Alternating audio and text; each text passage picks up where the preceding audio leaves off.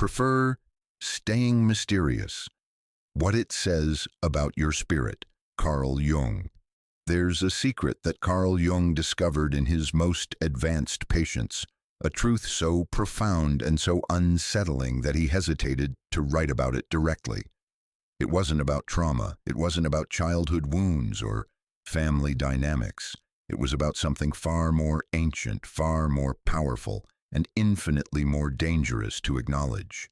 He found that certain souls, perhaps you're one of them, carry within themselves a spiritual identity so potent, so luminous, so fundamentally different from the ordinary human experience that they unconsciously construct an entire life around keeping it hidden. Not hidden from others, though that's part of it. Hidden from themselves. If you've always preferred staying mysterious, if you've felt an instinctive resistance to being fully known, if the idea of complete visibility makes something deep inside you recoil in primal fear, then you need to understand what Jung discovered, because your preference for mystery isn't what you think it is. It's not shyness, it's not introversion, it's not a personality quirk or a trauma response, though trauma often reinforces it. Your mysteriousness is something far more profound. It's spiritual camouflage. It's your soul's defense mechanism, protecting you from wielding a power you're not yet ready to integrate, preventing you from embodying an identity that would shatter your entire psychological structure if you claimed it prematurely. Jung wrote, "The privilege of a lifetime is to become who you truly are." But what he discovered in decades of clinical work was that some people resist this privilege with every fiber of their being, not because they're cowards, not because they're lazy, but because becoming who they truly are would mean acknowledging something about themselves that feels impossibly dangerous, unbearably vulnerable, and utterly terrifying. Let me tell you what he found. In his most sensitive patients, the ones who seemed perpetually unreachable, who maintained impeccable boundaries, who revealed just enough to seem engaged, but never enough to be truly known, Jung identified a consistent pattern. These individuals possessed spiritual capacities that exceeded normal human experience. They had mystical perceptions. They received intuitive information that proved accurate.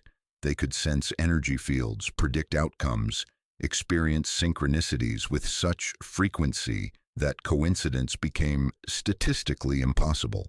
But they never spoke about it. They hid it so effectively that even close family members had no idea. They constructed elaborate personas of normalcy, of ordinariness, of being nothing special, all while carrying within themselves gifts that shamans and mystics spend lifetimes trying to cultivate. And here's what Jung realized.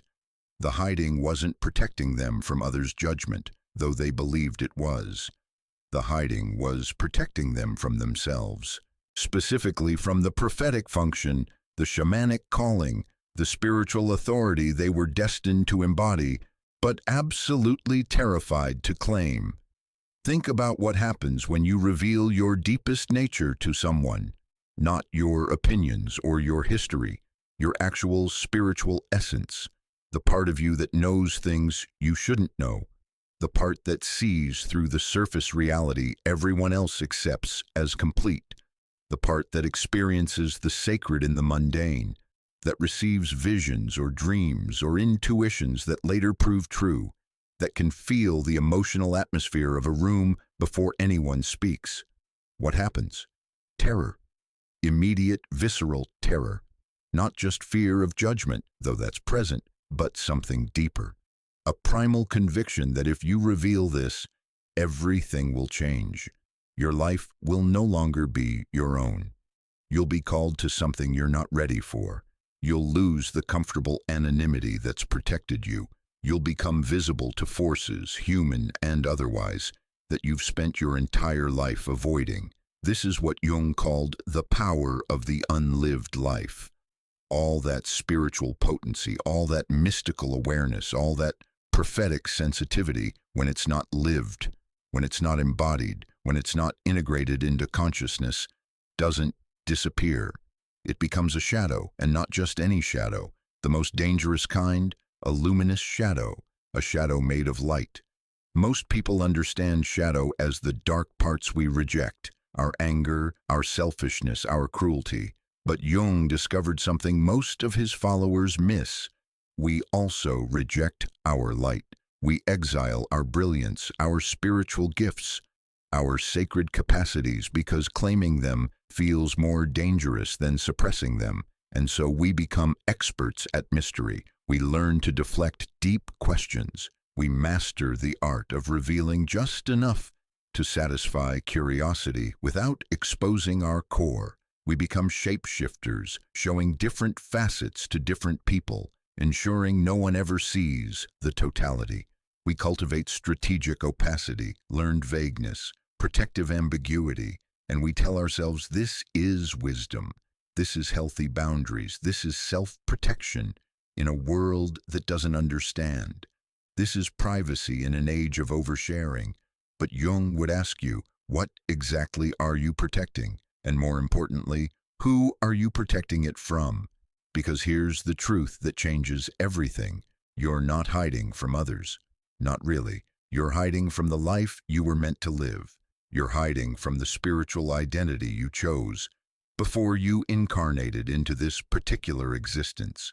You're hiding from your destiny, your calling, your sacred assignment in the collective evolution of human consciousness. The mysterious ones, and Jung studied hundreds of them, aren't protecting personal information. They're protecting a secret so vast that acknowledging it would require a complete reconstruction of their self-concept, their relationships, their entire life structure. They're protecting themselves from having to answer the question, if I'm actually this spiritually gifted, this mystically aware, this prophetically sensitive, then what am I doing with my life? Why am I playing small? Why am I hiding in the margins while others claim authority I possess but refuse to embody? These questions are unbearable, so the psyche does what it always does when confronted with unbearable truth. It creates a defense mechanism, and that defense mechanism is mystery, perpetual, impenetrable, comfortable mystery. You've probably experienced this. Someone asks you a deep question about your beliefs, your experiences, your inner world, and you feel that instant contraction, that subtle pulling back, that automatic redirection toward lighter topics. It happens so fast you barely notice it. It's become your default setting. Mystery is your comfort zone. But here's what Jung would want you to understand. That comfort is killing you, not dramatically, not obviously, but slowly, inexorably, like a plant that never receives full sunlight. You're living a half-life, a shadow existence, a perpetual dress rehearsal for the actual performance of your life that never quite begins. Every day you remain mysterious. Every conversation where you hold back your true nature, every relationship where you remain fundamentally unknowable, you're collaborating with your own spiritual starvation. You're choosing safety over authenticity. You're choosing protection over purpose. You're choosing the known prison of concealment over the terrifying freedom of emergence. And the cost? The cost is your soul itself. Because the soul doesn't want safety. The soul wants expression. The soul wants to be lived, embodied, made manifest in the world. When you deny it this, when you keep it perpetually hidden, perpetually potential, perpetually unexpressed, it withers. And as it withers, so does everything that makes life worth living. Meaning, passion, purpose, connection, joy. Jung saw this pattern repeat endlessly. Brilliant, sensitive, spiritually gifted individuals living ordinary lives, maintaining ordinary relationships, doing ordinary work, all while carrying within themselves extraordinary capacities they never acknowledged, never developed, never offered to the world. And then, on their deathbeds, the devastating realization, I never showed up, I never became who I actually was. I spent my entire life hiding from my own life. This is the tragedy Jung spent his career trying to prevent. Not the tragedy of suffering. He knew suffering was inevitable and even necessary for growth. But the tragedy of the unlived life. The tragedy of dying with your music still inside you. The tragedy of being called to be a prophet and choosing to remain a clerk. Of being called to be a healer and choosing to remain a bystander. Of being called to be a mystic and choosing to remain ordinary. So if you've always preferred staying mysterious, I need you to hear this. Your preference isn't protecting you anymore. It's imprisoning you. What started as a childhood survival strategy, a way to avoid punishment, mockery, or rejection, when you expressed your true nature, has become the prison itself. The 5-year-old who learned to hide their mystical experiences because adults got uncomfortable. That child is still running your life. The adolescent who discovered their intuitive gifts made others uneasy. That teenager is still making your adult decisions. The young adult who realized their spiritual depth made them seem weird or intense. That person is still controlling your relationships, your career, your entire life trajectory. And here's the devastating question Jung would ask. How long are you going to let a traumatized child determine your destiny? Because that's what's happening.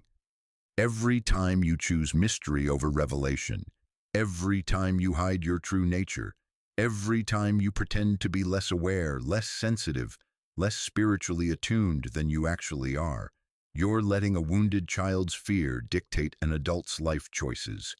And the world? The world desperately needs what you're hiding. We're living through a collective spiritual crisis. Epidemic depression, addiction, meaninglessness, disconnection from soul. The mysterious ones carry medicine for these wounds. You carry medicine. Your mystical awareness, your intuitive gifts, your prophetic sensitivity, your healing presence. These aren't personal quirks. They're evolutionary capacities that humanity needs to cultivate to survive its next developmental stage. But medicine concealed might as well not exist. Knowledge unshared dies with the knower.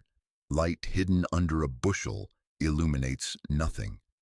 Jung believed we're living in a time of tremendous spiritual emergency, a collective dark night of the soul where humanity must either integrate its spiritual dimension or face catastrophic consequences.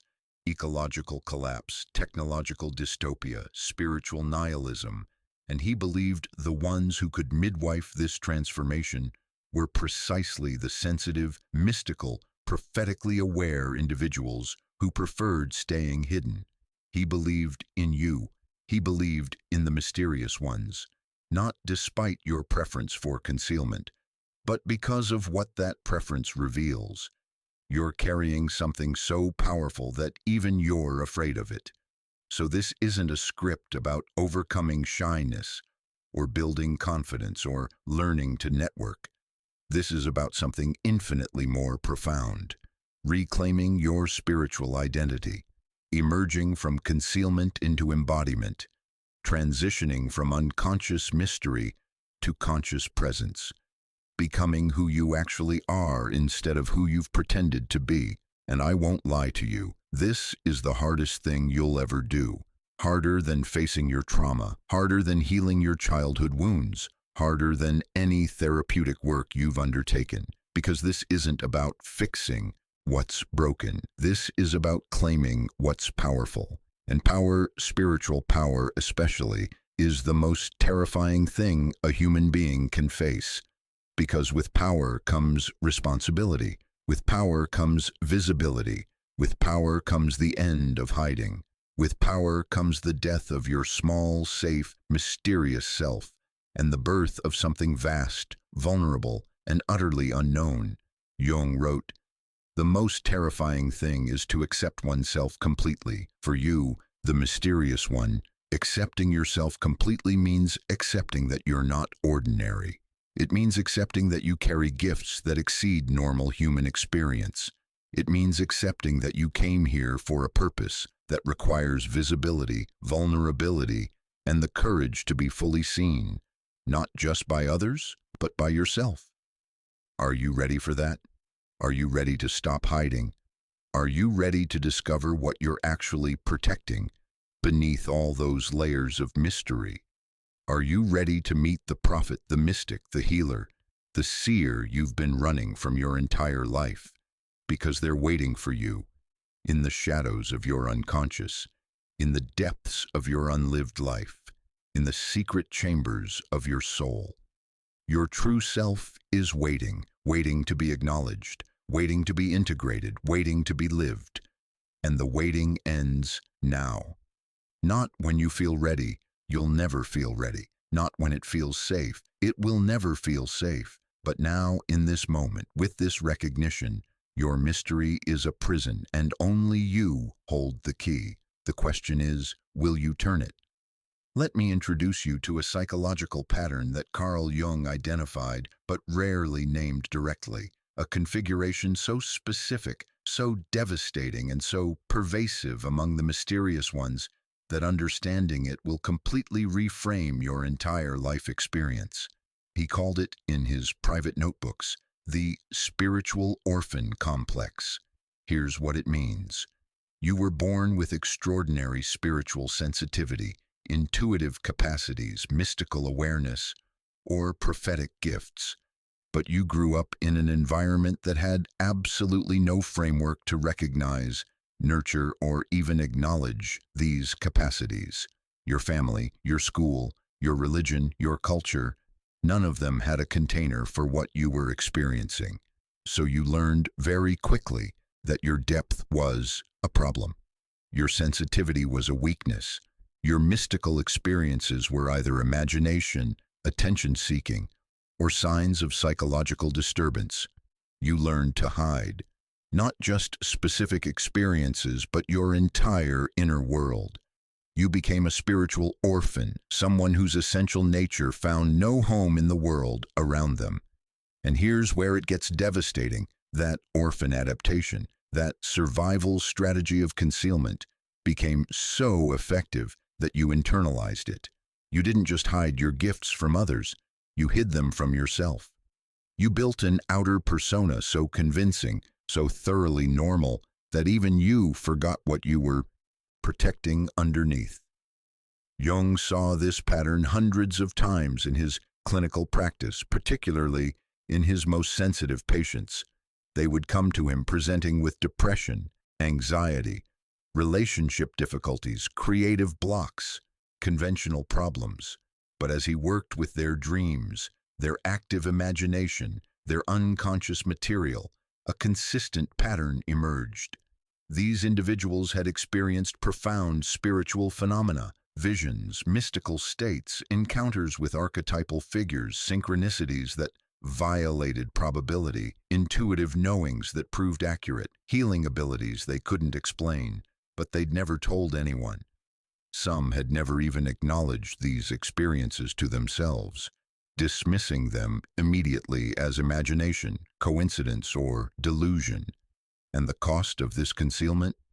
The cost was a split psyche, a divided self, an outer persona that maintained perfect functionality in the world, holding jobs, maintaining relationships, appearing normal, while the inner world grew increasingly rich, complex, profound, and isolated. Let me paint you a picture of what this looks like, because I suspect you'll recognize yourself. You were a strange child. You knew it, even if no one said it directly. You saw things others didn't see, not hallucinations. You could always distinguish between imagination and what you were actually perceiving, but you saw the energy around people. Or you knew things about situations before they unfolded, or you had dreams that predicted events, or you felt the emotional atmosphere of rooms so intensely that other people's moods would overwhelm your own. Maybe you talked about these experiences once or twice, and maybe the response was laughter, dismissal, concern, or punishment. Maybe your parents took you to a doctor. Maybe your teachers suggested you had an overactive imagination. Maybe your religious community told you it was demonic or that you were lying.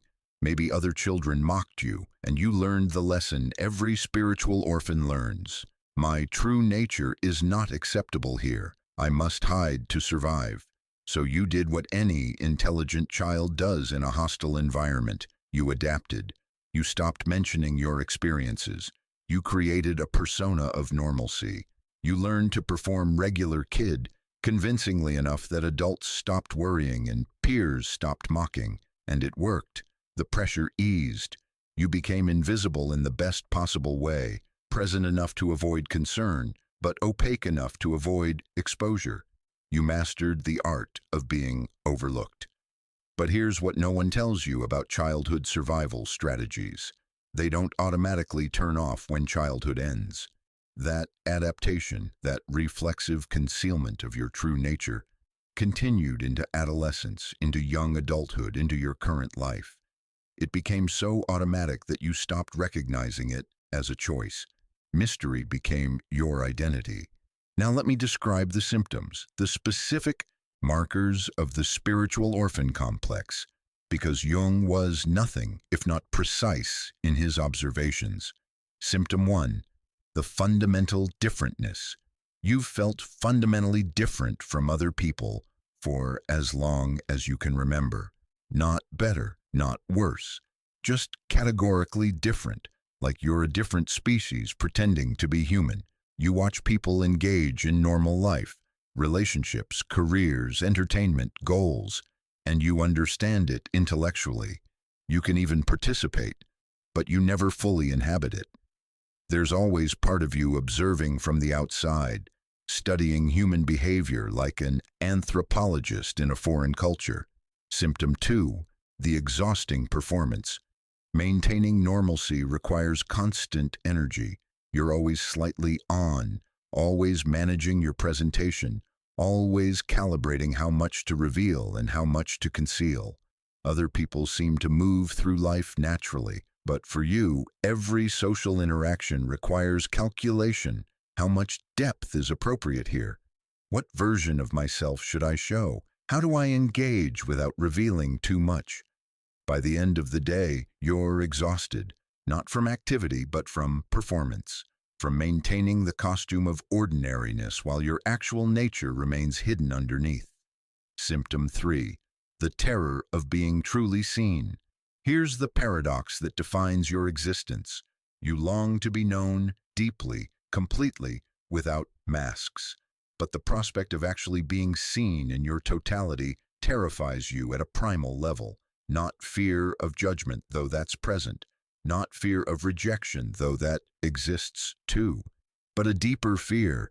If someone sees the real me, everything will change.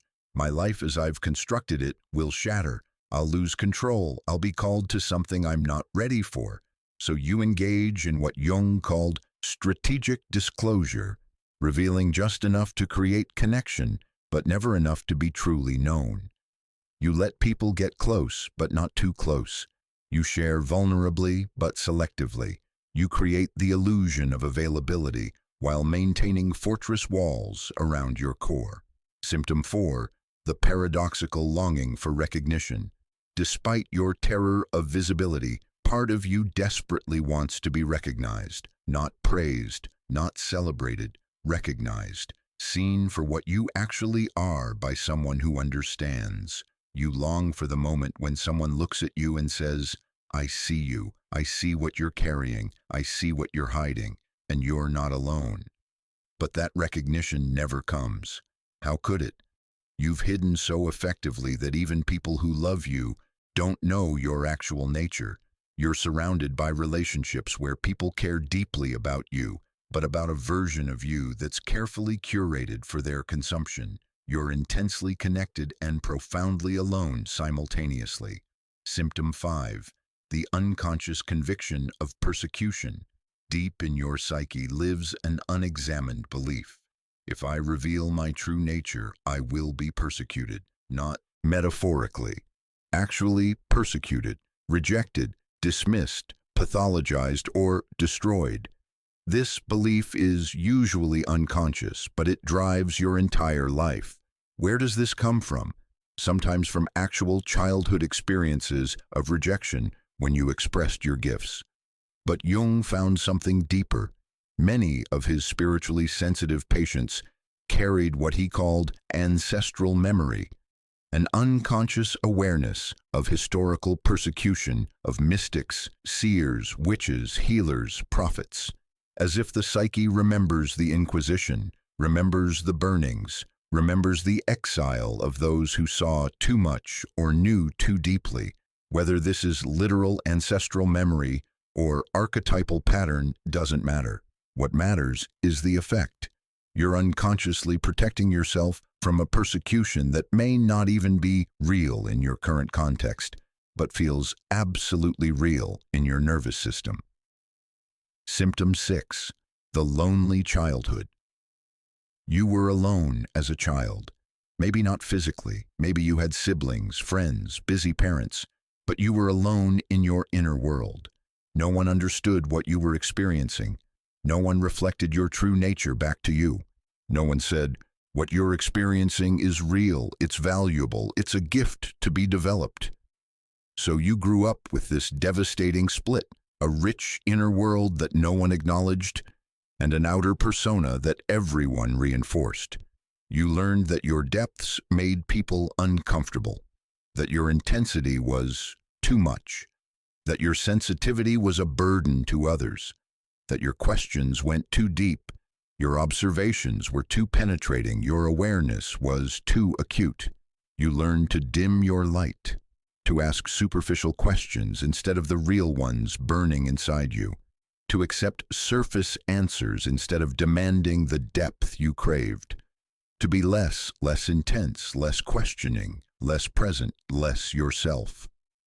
Symptom 7. The adolescent awakening. Something shifted in adolescence. Your mystical capacities, your intuitive gifts, your spiritual sensitivity, they intensified.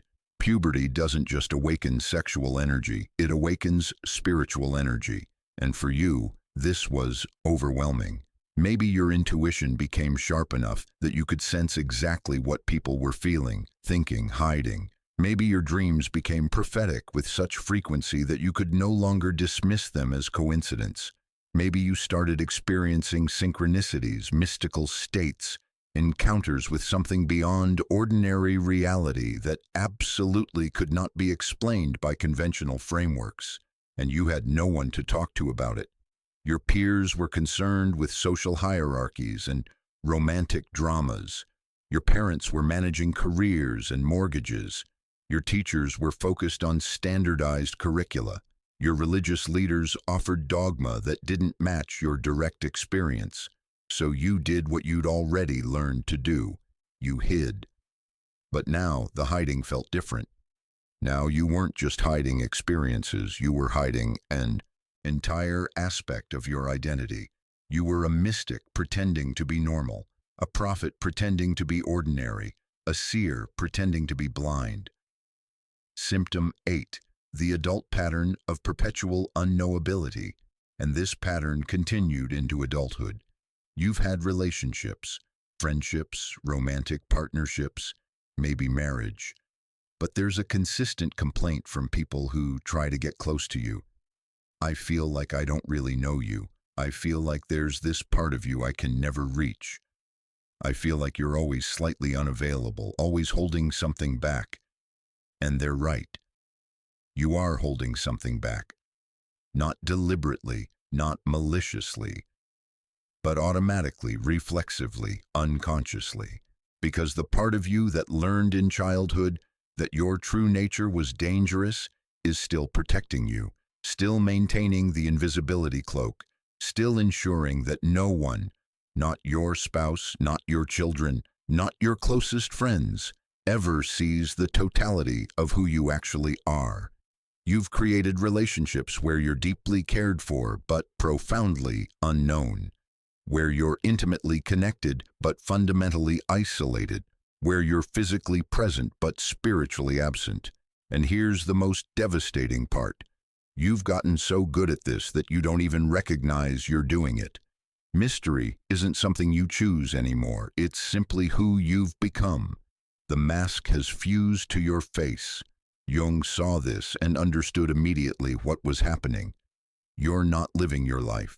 You're managing the appearance of a life while your actual life, your spiritual life, your authentic life, the life your soul chose before incarnation, remains unlived, unexpressed, trapped in the shadows of your unconscious. This is the spiritual orphan complex in its complete form. And if you're recognizing yourself in this description, if you're feeling that uncomfortable resonance, that, oh shit, that's me recognition, good. Because recognition is the first step toward transformation. The problem isn't that you're mysterious. The problem is that you've confused the protection mechanism with your essential nature. You think mystery is who you are, when actually, mystery is what you've done to survive. It's the armor you constructed when the world couldn't hold your truth. But armor, no matter how necessary it once was, eventually becomes a cage. Jung would ask you, what are you protecting? And more importantly, is it still serving you, or are you serving it? Because here's what the spiritual orphan complex creates.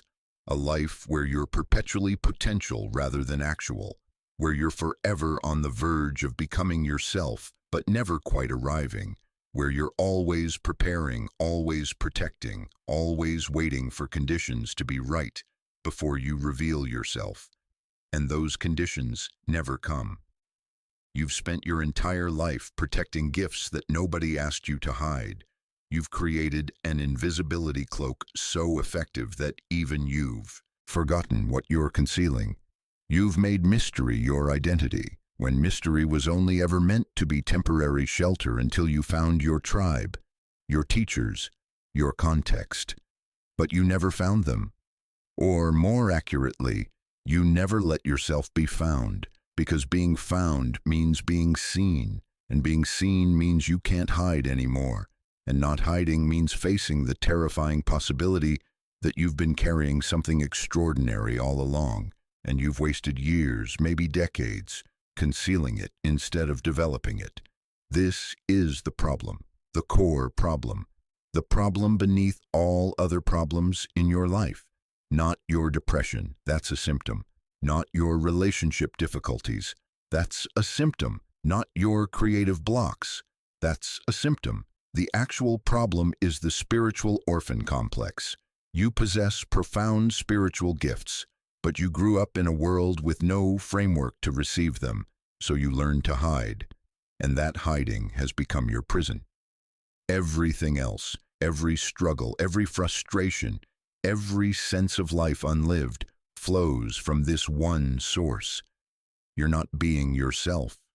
You're not expressing your essential nature. You're not offering your gifts.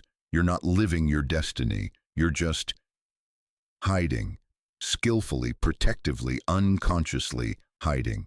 And the question now becomes, how long will you continue?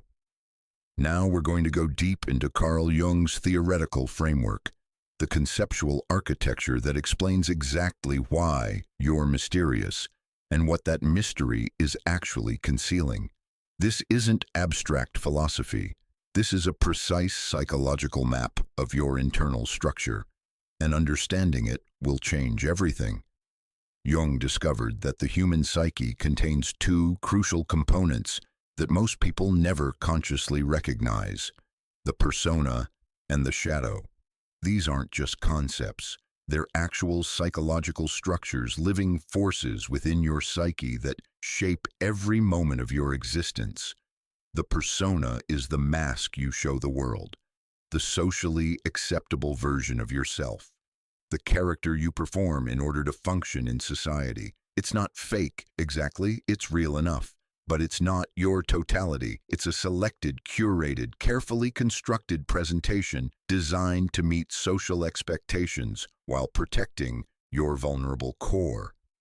For most people, the persona is relatively simple: professional worker, good parent, responsible citizen. But for you, for the mysterious ones, your persona is a masterpiece of psychological engineering. You've constructed an elaborate facade of normalcy, ordinariness, conventional humanity that completely conceals what you actually are underneath. Your persona might be quiet, private person, or introvert who values alone time, or deep thinker who doesn't share much. Whatever version you've constructed, it serves one primary function. It ensures that no one sees your shadow. And here's where it gets interesting, because when most people hear shadow, they think of their dark side, their anger, their selfishness, their capacity for cruelty. That's part of the shadow, yes. But Jung discovered something most people miss, something absolutely crucial for understanding mysterious people like you. Your shadow isn't dark. Your shadow is luminous. You haven't repressed your darkness. You've repressed your light. You've exiled your brilliance, your spiritual potency, your mystical capacities, your prophetic awareness. These aspects of yourself are so powerful, so potentially transformative, so fundamentally different from ordinary consciousness that you unconsciously judged them as dangerous and expelled them into the shadow.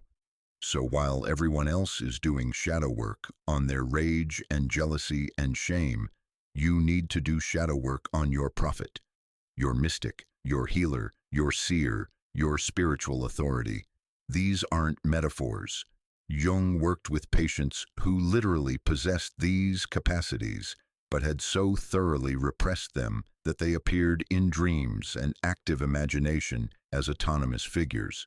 Prophets who appeared in visions demanding to be acknowledged, healers who showed up in dreams offering medicine, sages who spoke wisdom the conscious mind immediately dismissed. Let me explain the specific shadow archetypes that mysterious types like you embody unconsciously, because once you can name them, you can begin integrating them. Shadow Archetype 1. The Hidden Master. This is the person who teaches without acknowledgement. You're constantly offering wisdom, insight, transformative perspectives, but always indirectly, always covertly, always in ways that allow you to deny you're doing it. Someone comes to you with a problem, and within one conversation, you've completely reframed their situation, offered a perspective they'd never considered, planted seeds that will transform their life. But you don't call yourself a teacher. You don't charge for your insight. You don't acknowledge that you're systematically transforming people's consciousness. You do it hidden, unnamed, unrecognized, even by yourself. The hidden master is the archetype of the person who knows they possess wisdom, but refuses to claim the authority that comes with it. So you give your gifts away freely, anonymously, without appropriate exchange, ensuring no one, including you, can call you what you actually are, a master. Shadow Archetype. 2. The Secret Oracle. You see the future, not in some mystical crystal ball way, though maybe that too, but you perceive patterns with such clarity that you can accurately predict how situations will unfold. You just know what choices will lead where, which relationships will succeed or fail, which paths will prove fruitful or futile. But you never speak these knowings. You watch situations unfold exactly as you anticipated, and you say nothing. Someone asks for advice, and you give it, but watered down, softened, made palatable instead of prophetic. You see the future and keep it secret, ensuring that your prophetic capacity remains unacknowledged, unvalidated, unverified. The secret oracle is the archetype of seeing without speaking, of knowing without claiming knowledge, of perceiving truth but protecting others from it, or more accurately, protecting yourself from the responsibility of being someone who knows. Shadow Archetype. 3. The Invisible Healer. You heal people. You might not use that word, and you certainly don't claim it publicly, but it's what you do. People feel better after being around you. Their anxiety calms. Their confusion clarifies. Their pain eases. Something about your presence, your energy, your being itself has a healing effect. You've probably heard this dozens of times. I always feel better after talking to you. There's something about you that's so calming. I don't know what it is, but you help me feel like myself again. But you dismiss these as mere compliments, as people being nice, as coincidence. The invisible healer is the archetype of healing without claiming healer identity, of transforming lives while maintaining "I'm nothing special," of being the person everyone comes to in crisis, while insisting you don't have any particular gifts. Shadow Archetype 4, the spiritual exile. This one's more complex. The spiritual exile is the archetype of someone who has been initiated into spiritual reality through trauma, through spontaneous mystical experience, through near-death events, through shamanic crisis, but found no cultural container to hold that initiation. So you exist between worlds. Too spiritually awakened to fit comfortably in mundane reality, too grounded to fit in most spiritual communities. You're not quite here, not quite there. An exile from both worlds, belonging fully to neither. The spiritual exile rejects community while longing for tribe. You want to find your people, but you're so convinced they don't exist that you never fully commit to any group. You sample communities, spiritual centers, therapeutic circles, consciousness groups, but always remain on the periphery, always maintain exit routes, always keep yourself slightly apart. Because the spiritual exile's deepest terror is this: what if I fully commit to a community and they reject the real me? Better to never fully arrive than to arrive and be turned away. Now here's where Jung's concept of enantiodromia becomes crucial. Enantiodromia means opposite. Jung observed that the psyche inevitably swings to its opposite. Whatever you suppress with maximum force will eventually erupt with maximum force. So the more you hide your spiritual potency, the more violently it will eventually burst forth.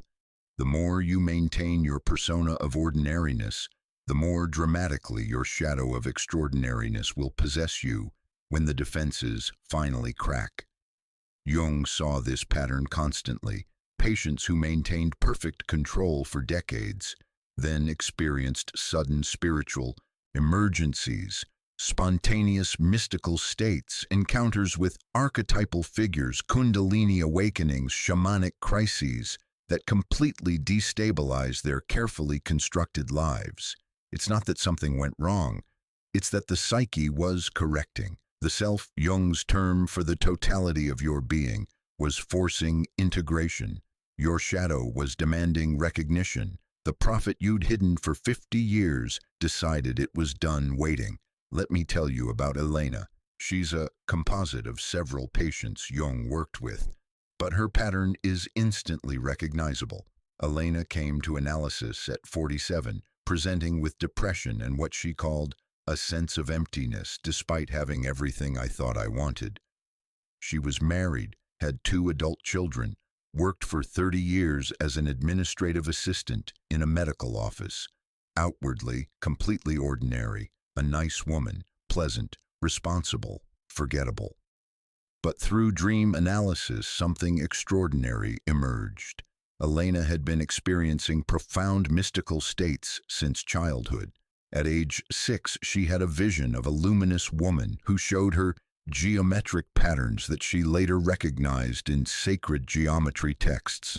At age 12, she began having precognitive dreams with such frequency that she could predict school events, family situations, even global news stories days before they occurred.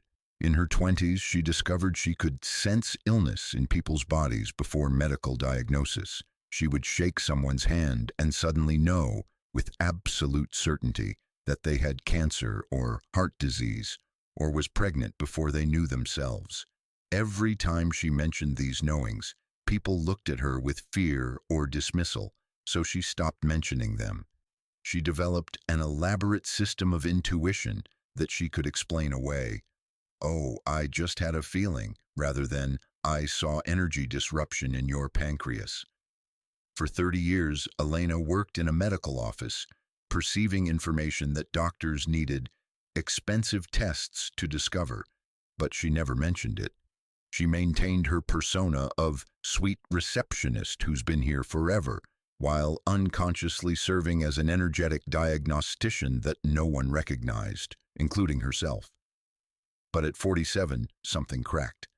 Elena's father died, and at his funeral she had a spontaneous mystical experience, a vision of him in a luminous realm, completely healed, radiating peace. But she also saw something else.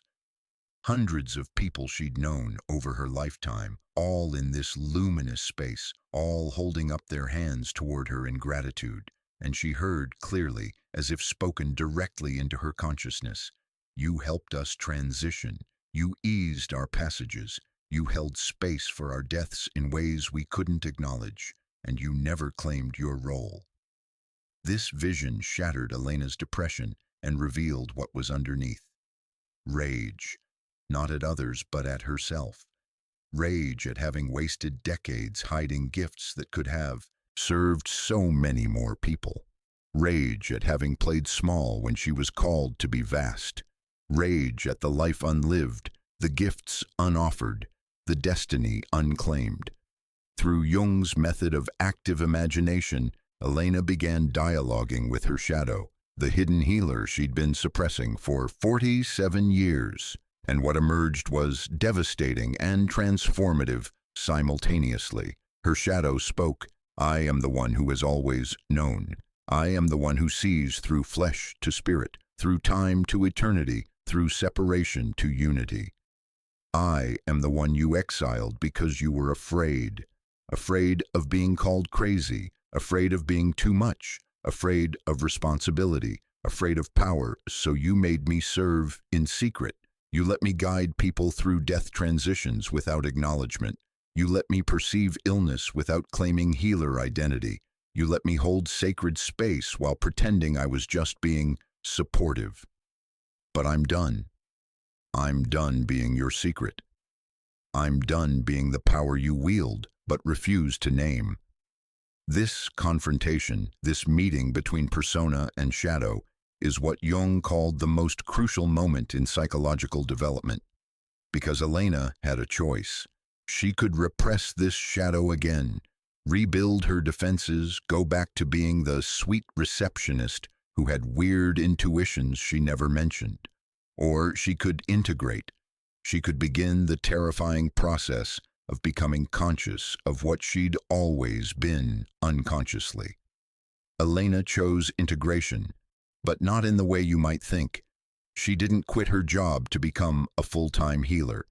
She didn't suddenly declare herself a medical intuitive or spiritual teacher. That would have been inflation, the ego claiming power it hadn't yet integrated. Instead, she did something far more courageous. She began telling the truth. Small truth at first. When a coworker mentioned a health concern, Elena stopped pretending she didn't perceive anything. She'd say simply, honestly, "I sense you should get your thyroid checked. I don't know why, but I feel it strongly." When patients came through the office and Elena perceived energy disruptions, she'd mention it to the doctors, framing it as intuition initially, but progressively owning that it was perception, not guessing. And here's what shocked Elena. People weren't horrified. The doctors didn't dismiss her. Her co-workers didn't mock her. In fact, her perceptions proved accurate enough that within 2 years, doctors were actively asking her, "What do you sense?" before ordering tests. Elena's persona began shifting, not into a new mask, but into transparency. The invisible cloak was dissolving. She was becoming visible. To others, yes, but more importantly, to herself. By the time Elena was 52, she was running a monthly circle for hospice workers, teaching them how to sense energy, how to hold space for transition, how to perceive what dying patients needed beyond physical care. She never called herself a teacher, but she was teaching. She never claimed healer identity, but she was healing. She'd found the middle path Jung always advocated: conscious embodiment without inflation. This is what integration looks like. Not dramatic transformation into something new, but courageous acknowledgement of what you've always been. Now, let's go deeper into the mechanism. Why do you hide your luminous shadow? Why does the prophet, the mystic, the healer, the seer remain concealed while lesser aspects of yourself are perfectly comfortable being visible? Jung identified a specific wound, what he called the spiritual wound, that almost every mysterious person carries. Usually, it originates in a childhood moment when you expressed intuitive knowing, mystical perception, or prophetic awareness and were met with mockery, fear, punishment, or pathologization. Maybe you told your parents you saw your deceased grandfather in your room and they immediately scheduled a psychological evaluation. Maybe you predicted something that later happened, and you were accused of causing it through negative thinking. Maybe you mentioned feeling energy around people, and you were told to stop being so weird. Maybe you simply asked questions that went too deep, and you learned that your depth made adults uncomfortable. That moment, or series of moments, created an unconscious belief that has shaped your entire life. My true nature is dangerous. I must remain hidden to survive. This belief isn't rational. It's not based on current evidence. It's a childhood conclusion that froze in time, and that frightened child is still protecting you, decades later, from dangers that may no longer exist. But here's what Jung understood that most people miss. That wound didn't just create concealment, it created a split. Your psyche divided into two parts. Part 1, the adapted self, the persona you constructed to be acceptable, lovable, safe. This is the self that learned to hide mystical experiences, suppress intuitive gifts, downplay spiritual sensitivity, perform normalcy. This is the self that everyone knows. Part 2, the authentic self, your actual spiritual nature, your mystical capacities, your prophetic awareness, your healing presence. This is the self that almost no one knows, including you, most of the time. This self got exiled into shadow, where it continues existing, continues developing, continues trying to emerge, but always from behind the veil of mystery. And here's the devastating part. The adapted self has been so successful at protecting you that it's convinced you it is you. You've identified with your persona so completely that you've forgotten it's a costume. You think mystery is your nature, when actually, mystery is what you've done to your nature. Jung would say, the persona is that which in reality one is not, but which oneself as well as others think one is. The mysterious persona, I'm just private, I'm an introvert, I don't like attention, is convincing, but it's not you. It's the protection system you built when you needed protection. The question now is, do you still need it? Because here's what Jung discovered in his most advanced patients. The persona of mystery serves a dual function. On the surface, it protects you from external judgment, rejection, or persecution. But at a deeper level, it protects you from something far more terrifying, the responsibility of claiming your spiritual gifts. Think about what would happen if you fully owned your capacities, if you said clearly and publicly, I am a healer, I perceive energy, I receive intuitive information, I have mystical experiences, I see things others don't see, I know things I shouldn't know. Immediate terror, right? But why? What exactly are you afraid of? Not rejection. You're already living with the rejection of your true self, which is far more painful than others' rejection could ever be. Not judgment. You're already judging yourself more harshly than anyone else could. What you're actually afraid of is this. If I claim these gifts, I'll have to use them. I'll have to offer them. I'll have to structure my life around serving them. I'll have to become responsible for spiritual power that I don't trust myself to wield. I'll have to step into an identity that's so much larger than the small, safe life I've constructed. In other words, you're not hiding from persecution, you're hiding from your destiny. This is what Jung meant when he wrote, "The privilege of a lifetime is to become who you truly are." It's a privilege, yes, but it's also the most terrifying thing you can do. Because becoming who you truly are means letting die who you've pretended to be. It means the death of your persona, the death of your mystery, the death of the small, protected self that's kept you safe but also kept you from living. And death, even psychological death, even the death of a false self, feels like actual death. Your nervous system doesn't distinguish. It registers the end of identity as existential threat, so it fights. It maintains mystery. It keeps you hidden. It protects you from the transformation that would save your life. Jung observed that the pendulum of the mind oscillates between sense and nonsense, not between right and wrong. And nowhere is this more evident than in the mysterious person's psychology. Your mystery makes perfect sense as a protection mechanism, but it's also absolute nonsense as a life strategy. It makes sense. You were wounded, you adapted, you survived. But it's nonsense. You're still living as if you're that wounded child in that dangerous environment, when you're actually an adult with resources, community, and context that child never had. This is the split you must heal. The division between adapted self and authentic self must be bridged. The persona and the shadow must meet, acknowledge each other, and integrate into something whole.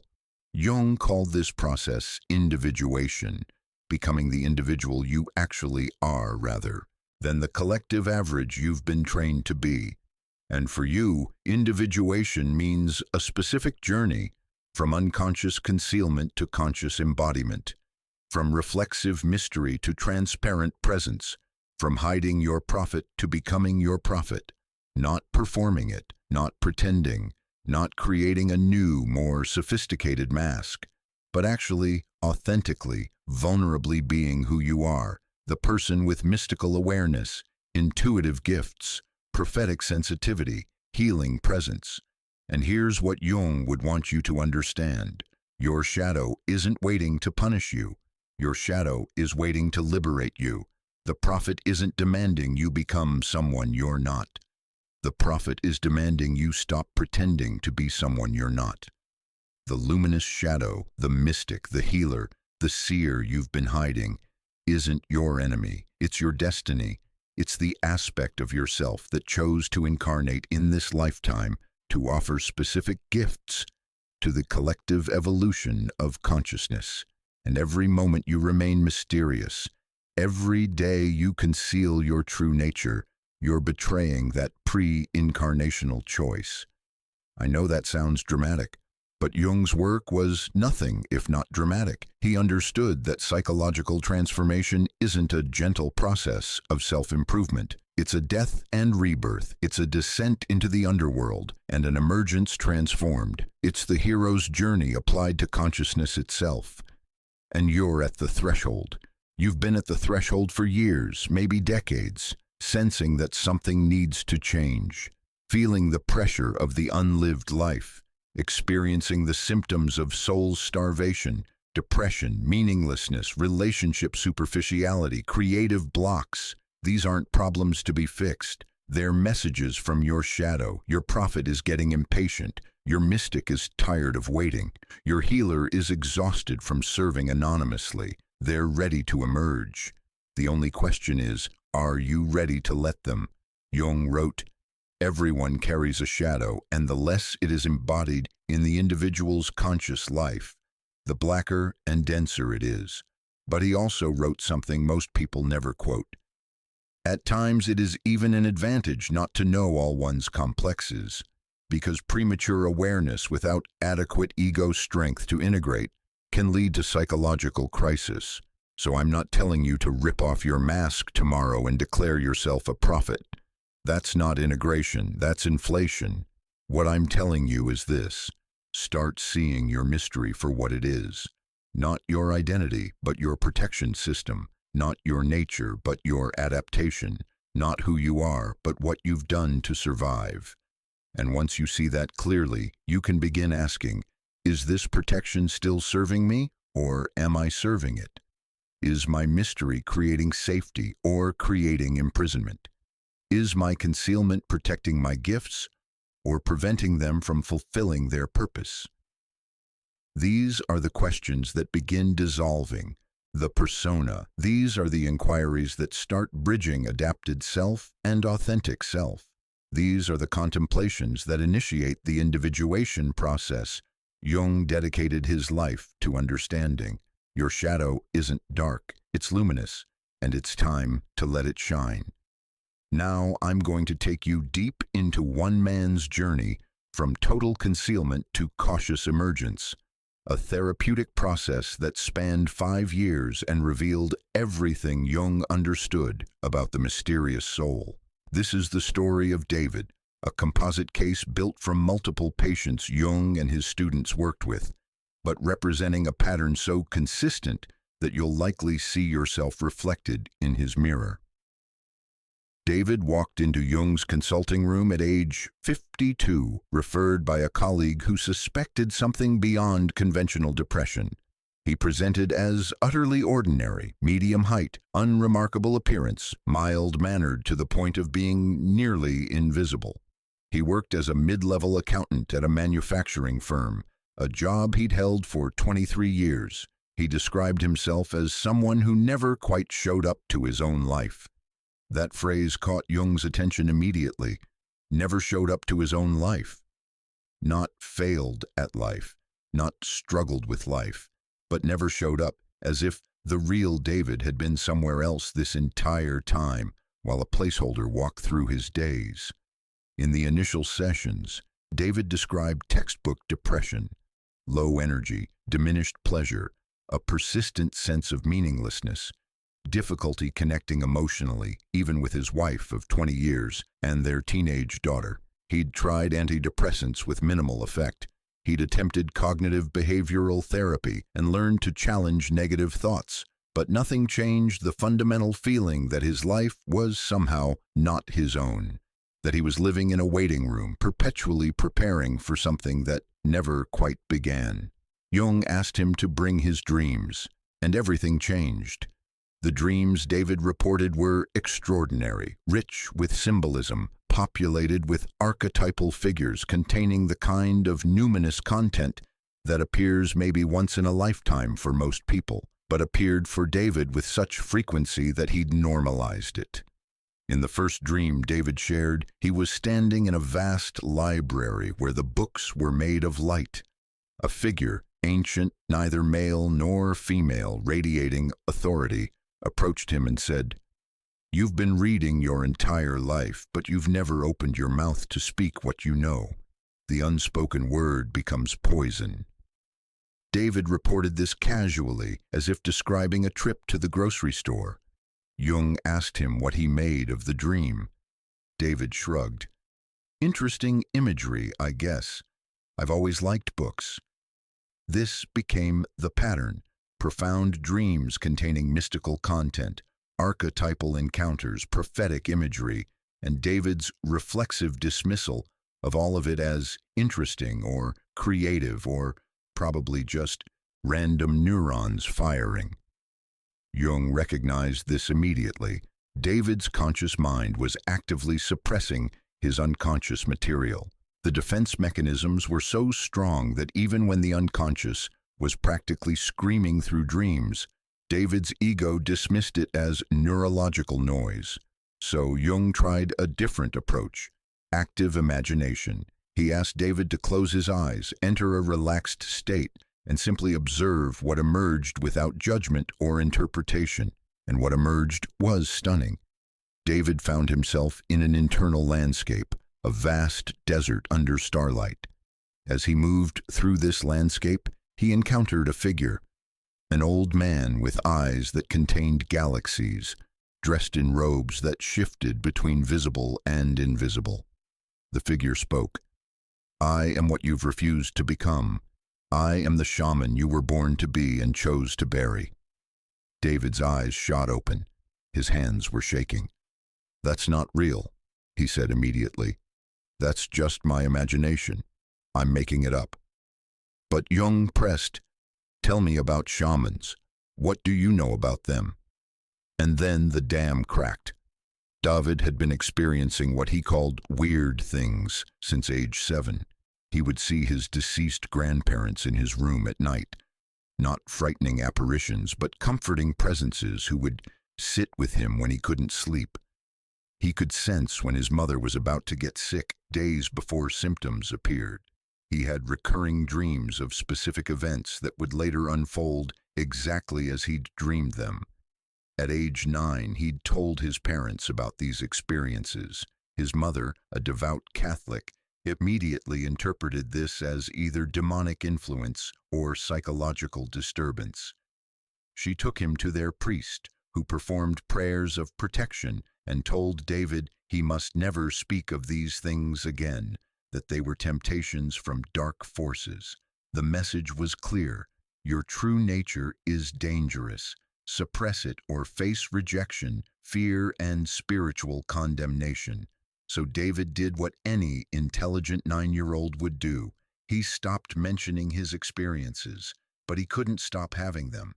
The mystical perceptions continued. The prophetic dreams intensified. The ability to sense energy, illness, emotional atmospheres, all of it persisted and developed, but entirely in secret. By adolescence, David had perfected the art of concealment. He could be in a room full of people and perceive the complete emotional architecture: who was anxious, who was lying, who was in physical pain, who was carrying grief.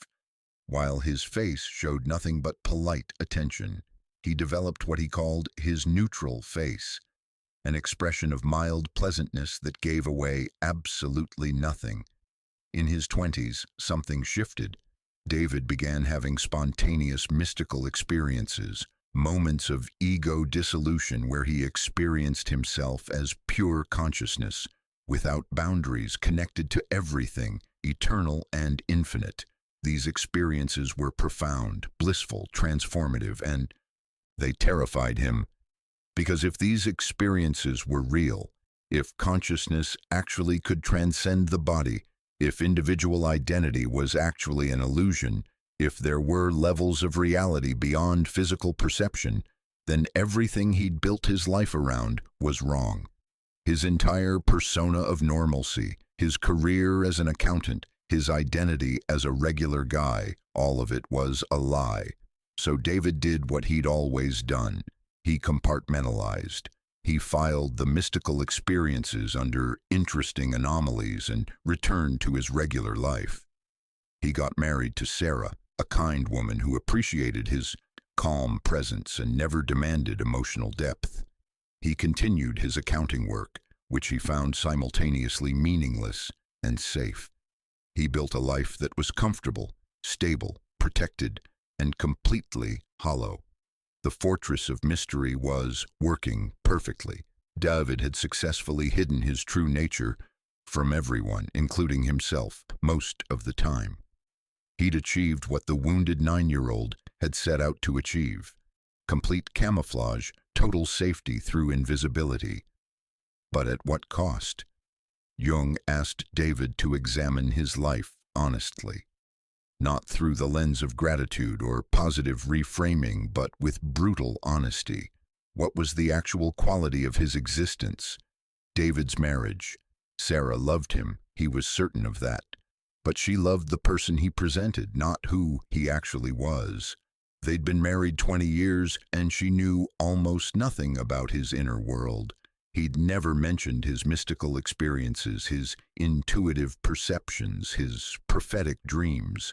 When she asked him what he was thinking, he'd give surface answers: work concerns, household logistics, safe topics.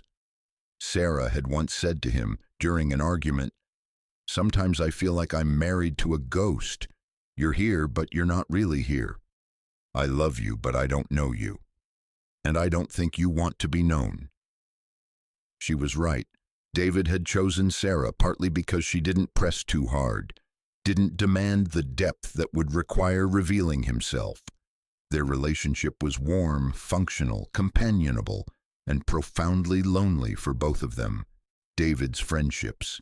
He had colleagues he played golf with occasionally, neighbors he'd chat with at barbecues, old college friends he saw once a year. But he had no intimate friendships, no one he could call at 3 a.m. in crisis, no one who knew his actual thoughts, his spiritual experiences, his true nature. He'd constructed relationships that were deliberately superficial, ensuring maximum comfort and minimum vulnerability. He was connected to dozens of people and known by none of them. David's work, 23 years as an accountant. He was competent, reliable, utterly replaceable. He'd never aspired to partnership or promotion because that would require visibility. He preferred his mid-level position where he could do his work competently and remain unremarkable. But here's what was actually happening. David had profound, intuitive gifts that applied directly to his work. He could look at a company's financial statements and immediately sense, not intellectually analyze, but intuitively sense, where the problems were, where the opportunities existed, what decisions would lead where. His intuition about business outcomes was uncannily accurate, but he never mentioned this capacity. He'd write his reports using conventional analysis, never revealing that his conclusions came from intuitive perception rather than mathematical calculation. He gave the appearance of being a by-the-book accountant while secretly wielding gifts that could have made him invaluable if he'd been willing to claim them. David's creative life, non-existent. He'd always felt called to write, to create, to express something profound, but he never did. The blank page felt too vulnerable, too revealing. What if his writing exposed his actual depth? What if someone read his work and saw through his persona to the mystic underneath? Safer to never create than to create and be seen. David's spiritual life. This was the most devastating cost. David had access to mystical states that monks spend decades cultivating. He had spontaneous experiences of unity consciousness, encounters with archetypal wisdom, prophetic dreams, intuitive knowing. He was carrying extraordinary spiritual gifts, and he was doing absolutely nothing with them. No practice, no development, no offering to others, no exploration. He treated his spiritual capacities the way you'd treat an embarrassing family secret, acknowledged privately, never mentioned publicly, certainly never celebrated. The result? Chronic depression. Not the depression of chemical imbalance or trauma, but the depression of the unlived life. Jung called it soul starvation, the psyche literally starving because its essential nature remains unexpressed. David's body reflected this. Chronic fatigue, digestive issues, recurring tension headaches, a general sense of being dimmed. Medical tests revealed nothing wrong, but something was clearly not right. The body was manifesting what the psyche couldn't express. This life is killing me. And the dreams. Oh, the dreams. David's dreams became increasingly urgent, increasingly dramatic, increasingly desperate in their symbolism. He dreamed repeatedly of being buried alive, of screaming without sound emerging, of being invisible even while standing in the center of a crowd. He dreamed of locked boxes containing light so bright it hurt to look at. He dreamed of underground chambers filled with treasures that no one knew existed. One recurring dream haunted him particularly. He was at his own funeral, watching people eulogize him. They spoke kindly. He was a good man, reliable, steady, never caused trouble. And David wanted to scream, "That's not me! That's not who I am! I'm so much more than that!" But no sound came out. He remained invisible even at his own funeral, watching people honor a persona, while his actual self remained unknown, unexpressed, unlived. Jung recognized what was happening. David's self, the totality of his being, was trying to break through the ego's defenses. The unconscious was staging increasingly dramatic interventions, trying to force David to see what he was doing to himself. The question was, would David recognize the message, before his psyche escalated to crisis. The crisis came at age 51. David's mother died suddenly of a heart attack. At her funeral, surrounded by family, David had what he later described as a breakdown, but what Jung recognized as a breakthrough. During the service, David suddenly experienced a spontaneous mystical state. His consciousness expanded beyond his body, and he perceived his mother's spirit, radiant and free, liberated from the suffering body she'd inhabited. But he also perceived something else. She was looking at him with profound sadness, and he heard clearly, whether in his mind or from her, he couldn't say, "You've hidden your entire life, just like I did. Don't die without having lived. Please don't make my mistake." David left the funeral, drove home, and spent the next 3 days in what psychiatry would call an acute psychological crisis. He couldn't eat, couldn't sleep, couldn't function. The defenses he'd maintained for 40 years simply collapsed. Visions, synchronicities, archetypal encounters, everything he'd been suppressing erupted simultaneously. He saw deceased relatives who had messages for living family members. He experienced unity consciousness, where his separate self disappeared into infinite presence. He encountered the shaman figure from his active imagination, who now appeared constantly, demanding recognition. Sarah found him talking to beings she couldn't see. She was terrified, wanted to take him to the hospital. David managed to explain, partially inadequately, that he was having spiritual experiences and needed time to process. She didn't understand, but she trusted him enough to wait. David called Jung's office in desperation, and Jung, recognizing a spiritual emergency rather than a psychotic break, agreed to see him immediately and frequently. The work that followed was intensive, 3 sessions per week for months. Jung helped David understand what was happening. This wasn't pathology. This was the self-forcing integration. His psyche had reached its limit of concealment and was demanding emergence, regardless of whether David felt ready. Jung explained, "Your shadow has possessed you because you refuse to integrate it consciously. What you won't meet willingly, you'll meet through crisis.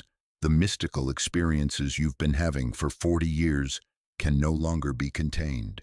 Your spiritual identity is demanding recognition." David resisted. "But I can't be a shaman, I can't be a mystic, I'm an accountant, I have a normal life. If I acknowledge these experiences, everything changes." Jung replied, "Everything has already changed. The only question is whether you'll participate consciously or remain a victim of your own unconscious." This became the turning point. David realized he had 3 choices.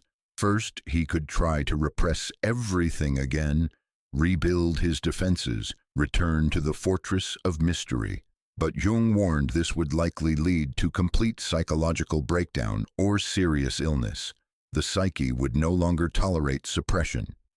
Second, he could swing to the opposite extreme, quit his job, leave his marriage, declare himself a shaman or spiritual teacher, embrace inflation. But this would be the shadow possessing him rather than integrating. He'd become a caricature of spirituality rather than an authentic person. Third, he could take the difficult middle path, conscious integration, acknowledging his spiritual nature while maintaining his humanity, embodying his gifts while remaining grounded, emerging from concealment gradually, carefully, with appropriate support. David chose the third path, but not without terror. The integration process took years. This wasn't a quick transformation. It was slow, careful, often painful work of dismantling 40 years of concealment while building new structures for authentic presence. David started small. He began with Jung in active imagination, dialoguing regularly with the shaman figure. Instead of dismissing it as imagination, he engaged it as an aspect of himself demanding integration. The shaman showed him he'd been serving shamanic functions unconsciously his entire life. When colleagues came to him with problems, he was intuitively sensing root causes and offering guidance that healed at levels beyond the logical. When he sat with friends in crisis, his presence created a field where their consciousness could expand and receive their own answers. He'd been performing healing work for decades, just secretly, unnamed, unacknowledged. The shaman's demand was simple. Stop hiding, not because the world needs your gifts, though it does, but because you need to live your gifts. Your soul is dying from being unexpressed. David then took a crucial step. He told Sarah the truth. Not all at once, that would have been overwhelming for both of them, but over several months he gradually revealed his actual inner life. The mystical experiences, the intuitive perceptions, the prophetic dreams, the spiritual capacities he'd been hiding. Sarah's response surprised him. She wasn't horrified. She was relieved. She'd always sensed there was more to him than he showed, and his withdrawal had felt like rejection rather than privacy. Learning about his spiritual nature actually brought them closer, not because she fully understood, but because he was finally letting her see him. Next, David began selective disclosure with friends. He joined a men's group where vulnerability was encouraged, and he slowly started sharing his experiences. Some people responded with fascination, some with skepticism, some with their own hidden stories of mystical experience. But no one rejected him. No one called him crazy. The 9-year-old David who'd learned that revealing his gifts meant spiritual condemnation? He'd been wrong, or more accurately, the danger he'd experienced in his childhood religious context wasn't present in his current adult relationships. But he'd been living as if it was, letting a child's trauma determine an adult's choices. David's most courageous move came at work. One of his colleagues was facing a major business decision and asked David's opinion. Instead of giving conventional analysis, David took a risk. "I'm going to tell you something unusual. I have strong intuition about business outcomes. It's been accurate enough that I've learned to trust it. And my intuition says this deal feels wrong energetically, despite looking good on paper.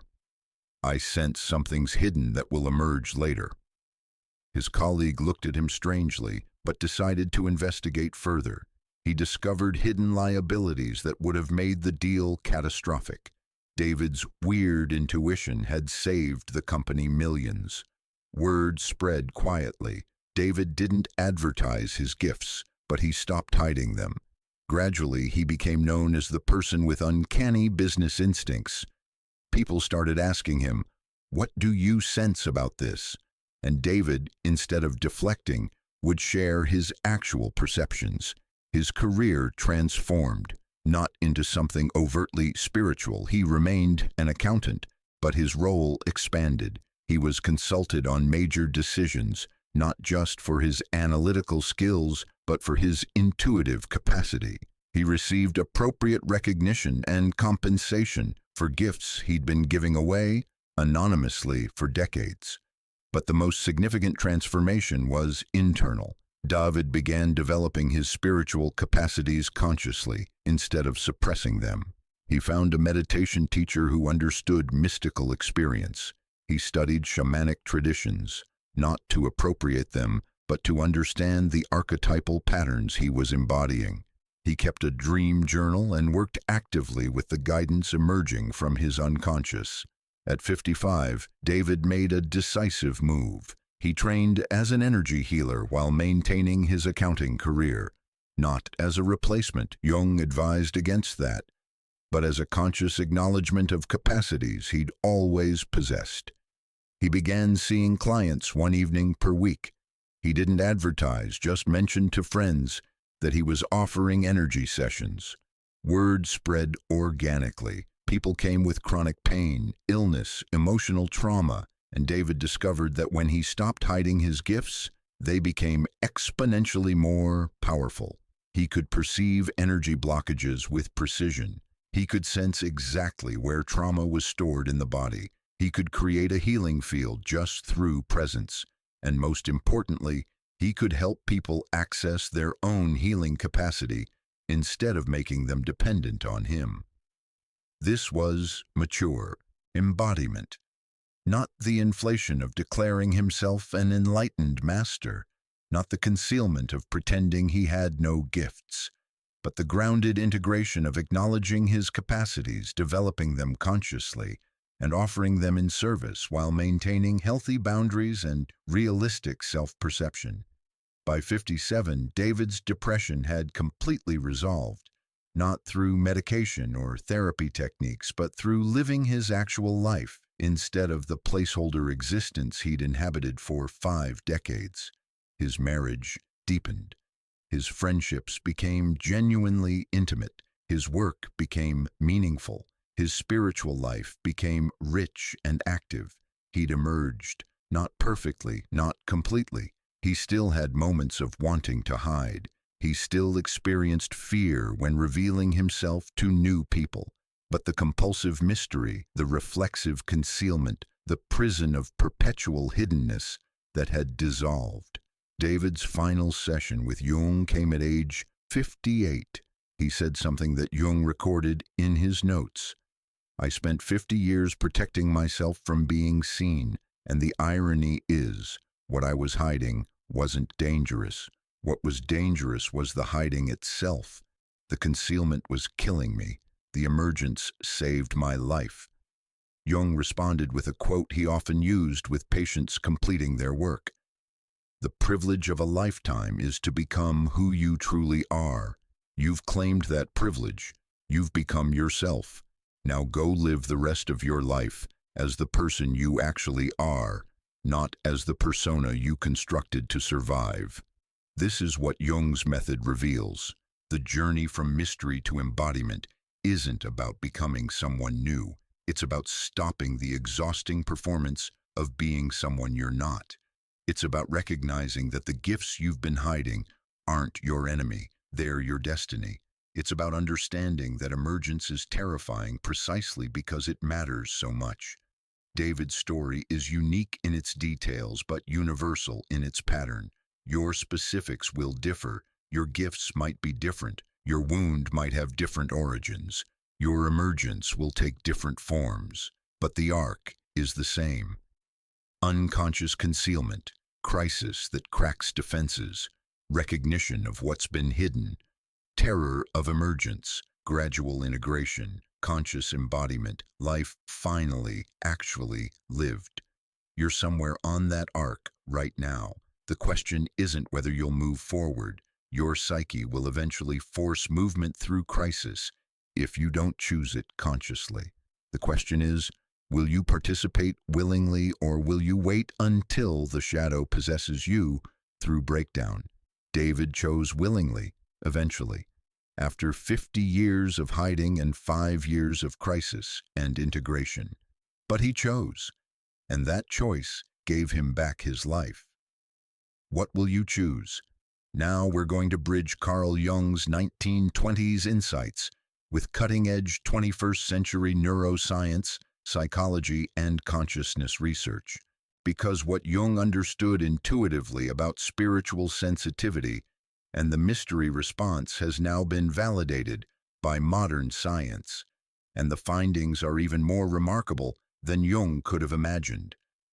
Jung believed that some individuals were genuinely wired differently, that spiritual sensitivity wasn't imagination or delusion, but actual perception of real phenomena that ordinary consciousness filters out.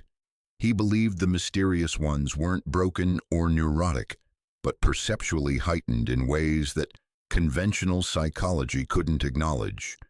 He was right, and now we can prove it. Dr. Elaine Aron's groundbreaking research on sensory processing sensitivity has revealed something extraordinary.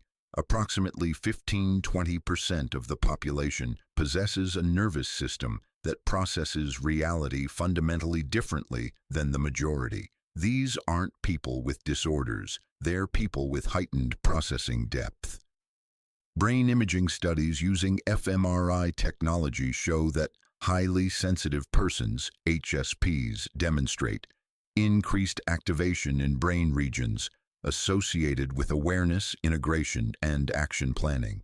When shown emotional images, HSPs show dramatically stronger activation in the insula, emotion processing, the ventromedial prefrontal cortex, emotional awareness, and areas associated with mirror neurons that create empathy and perception of others' internal states. Deeper cognitive processing of subtle stimuli. HSPs notice details that others miss, not because they're trying harder, but because their perceptual systems are literally processing more data. They pick up on micro-expressions, tonal shifts, energetic atmospheres, environmental subtleties that bypass normal awareness, enhanced pattern recognition across time. Research from the Institute of Noetic Sciences documents that spiritually sensitive individuals show heightened ability to perceive patterns, connections, and implications that others miss, which often manifests as what appears to be intuition or prophetic awareness. This is crucial for understanding mystery. You're not imagining that you perceive more than others. You actually do.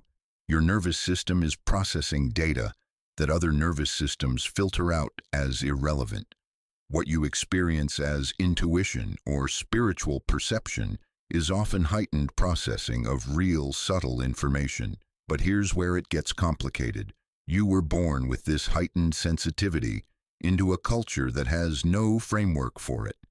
Imagine having 4K high-definition vision in a world where everyone else sees in standard definition, but the culture insists that only standard definition is real. You'd learn very quickly to doubt your own perception, to dismiss what you see, to hide your visual capacity, because acknowledging it would mark you as delusional or arrogant. This is exactly what happens to spiritually sensitive children. They perceive more, and when they mention what they perceive, they're told they're imagining things being too sensitive or making things up. So they learn to suppress their perceptual capacity, not because it's not real, but because the environment can't validate it. Another neurological discovery illuminates why mysterious people often feel overwhelmed in social situations. Mirror neuron hyperactivity. Mirror neurons are brain cells that fire both when you perform an action and when you observe someone else performing that action. They're the neurological basis of empathy, allowing you to internally simulate others' experiences. For most people, mirror neuron activity is moderate. They can empathize without becoming overwhelmed. But research shows that highly sensitive individuals have dramatically enhanced mirror neuron systems.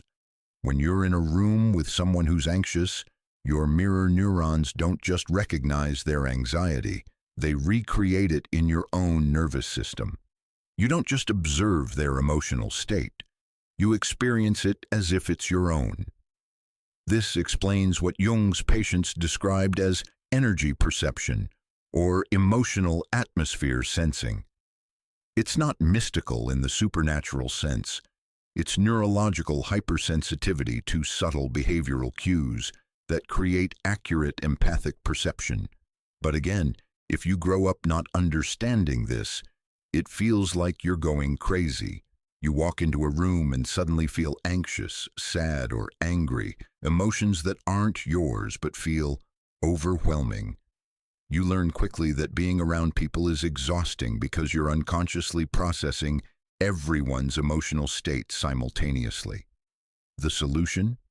Many sensitive individuals unconsciously develop mystery.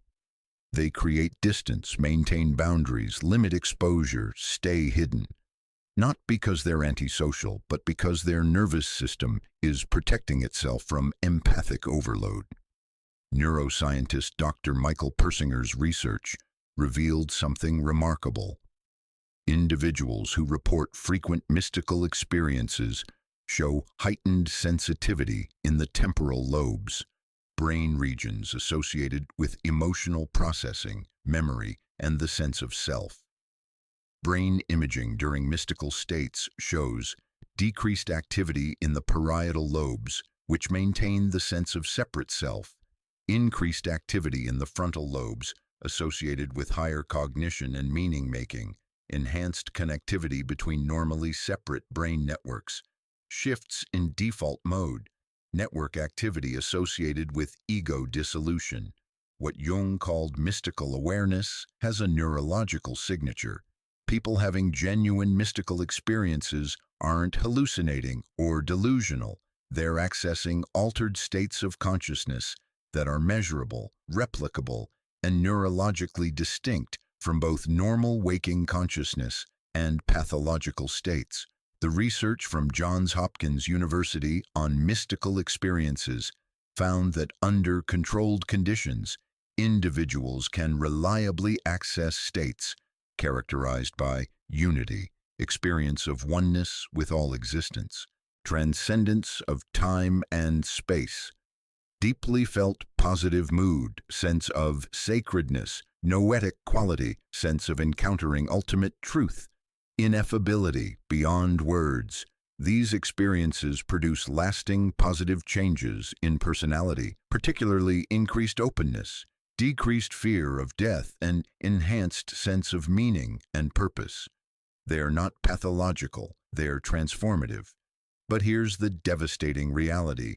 If you naturally access these states, if your neurology allows spontaneous mystical experiences, and your culture has no framework for them, you're likely to interpret them as psychological problems or keep them secret. You become mysterious about your actual consciousness because revealing it would mark you as mentally unstable. Recent research in cognitive neuroscience has revealed something that validates what Jung's patients described as prophetic dreams or intuitive knowing. The brain is constantly engaged in predictive processing, creating models of reality and testing them against incoming data. For most people, this happens largely unconsciously, but highly sensitive individuals show enhanced pattern recognition across larger data sets, faster processing of subtle correlations, greater accuracy in intuitive judgments about complex situations, heightened ability to detect deviations from expected patterns. What appears as psychic ability is often hypersensitive pattern recognition. You unconsciously process thousands of subtle data points, facial micro-expressions, tonal variations, behavioral patterns, environmental details, and your brain generates predictions based on this data. These predictions enter consciousness as intuitive knowing or gut feelings. Studies at the HeartMath Institute have even documented pre-stimulus response, measurable physiological changes occurring before a stimulus is presented, suggesting the body responds to information before conscious awareness. While controversial, this research indicates that what mystics call precognition may have a physiological basis in the body's ability to detect and respond to subtle environmental signals faster than conscious awareness. The implications are staggering. When you say, "I just knew something was going to happen," you might actually have processed information that predicted the outcome before your conscious mind could articulate it. Your mystery around these experiences protects you from having to defend perceptions that seem impossible but are actually hypersensitive information processing. Now let's look at what happens when a child with this neurological profile grows up in an environment without support. Developmental psychology research reveals a devastating pattern. Stage 1. Early recognition, ages 3 to 7. The sensitive child begins having experiences that exceed their parents' framework, seeing deceased relatives, having prophetic dreams, sensing others' emotions, reporting mystical experiences.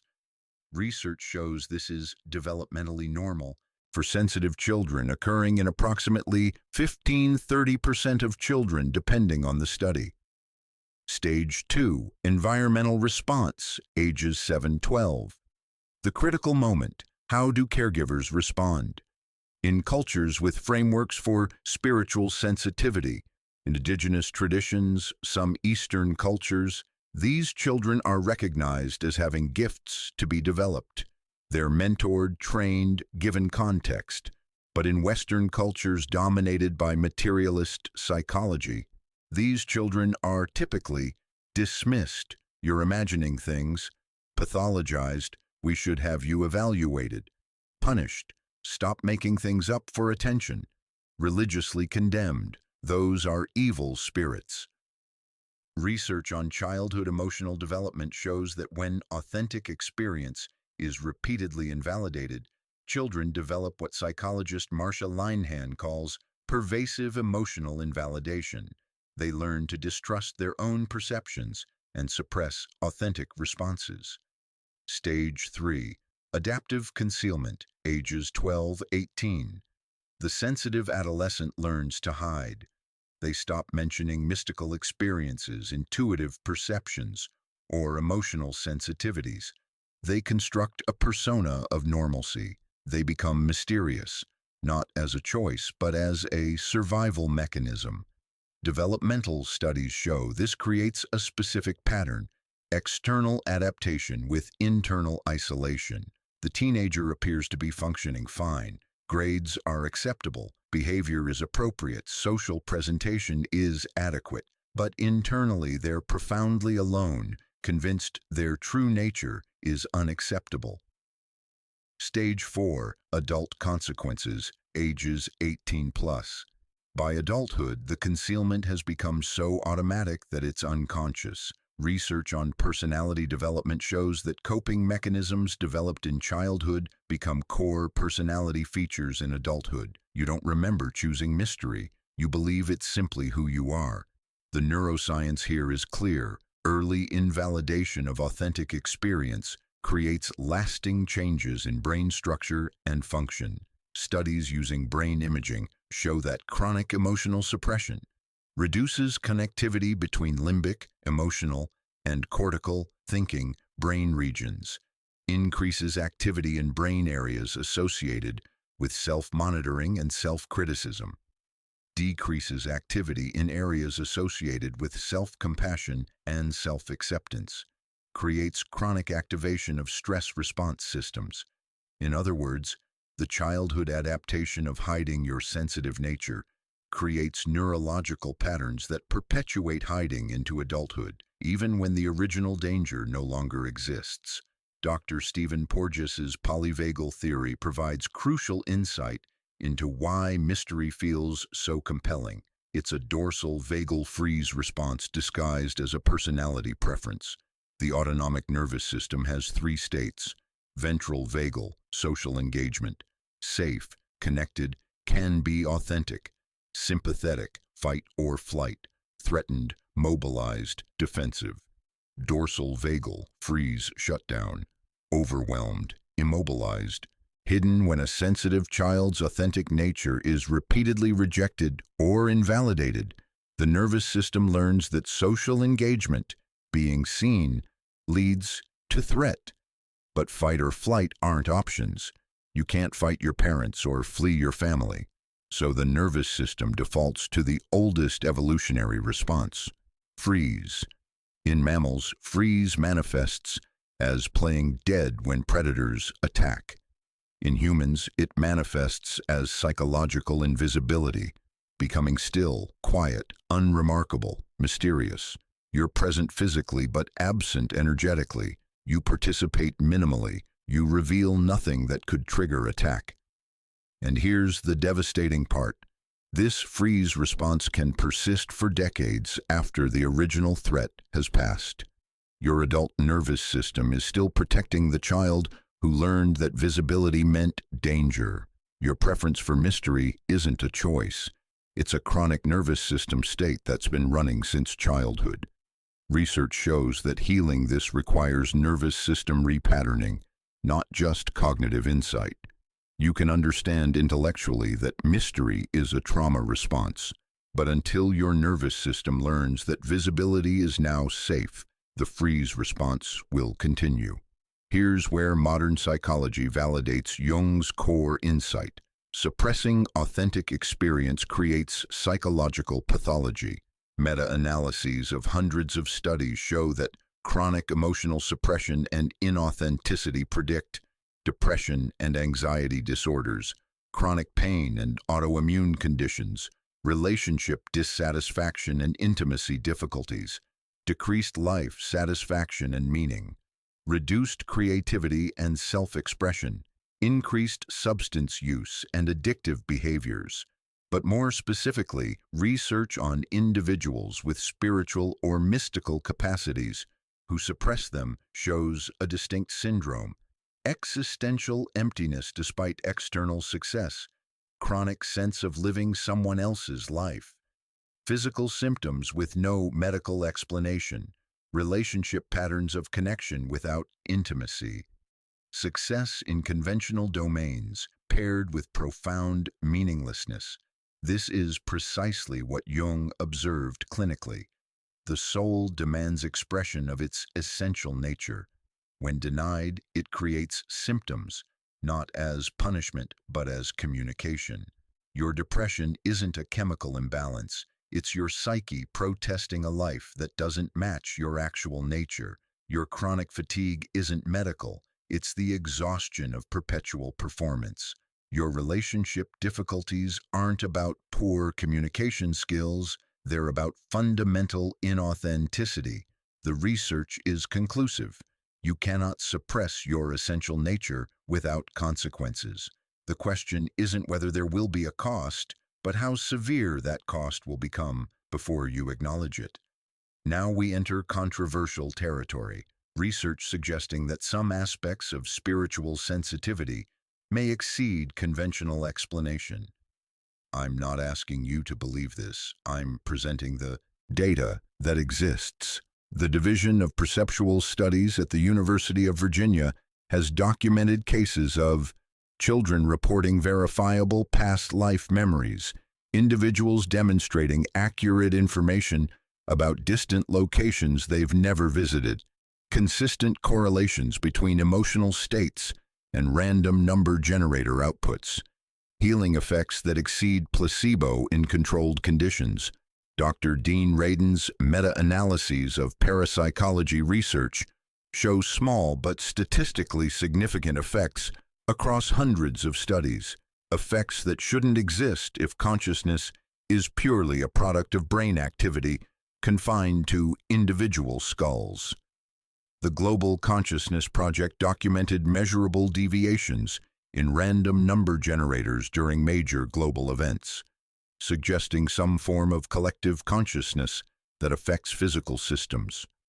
I'm not claiming this proves psychic abilities are real.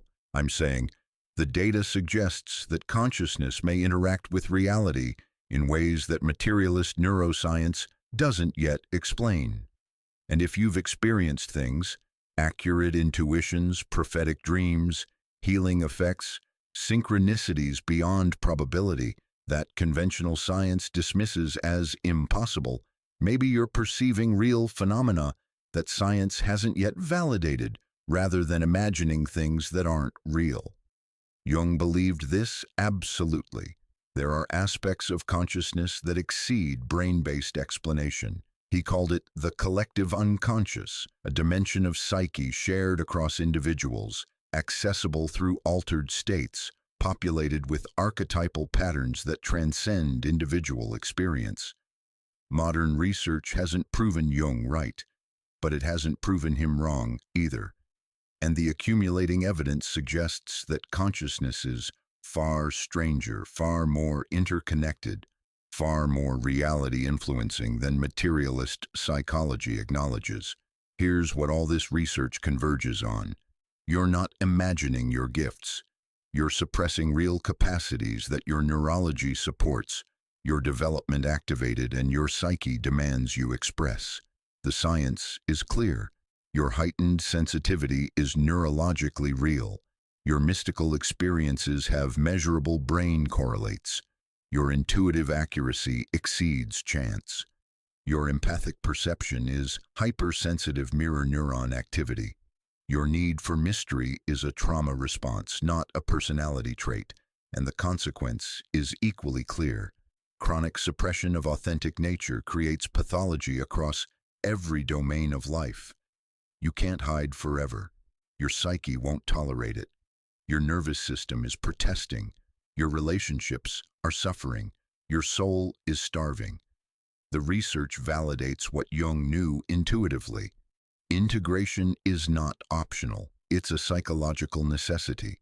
The only question is whether you'll integrate consciously through courageous emergence or unconsciously through crisis, breakdown, or illness.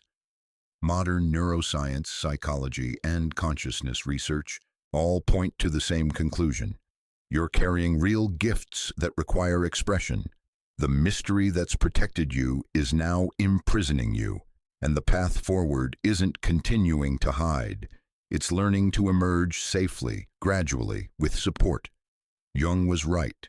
Science proves it. Your sensitivity is real. Your gifts are real. Your need to express them is real. The question remains, what will you do with this knowledge? Now we're going to do something crucial.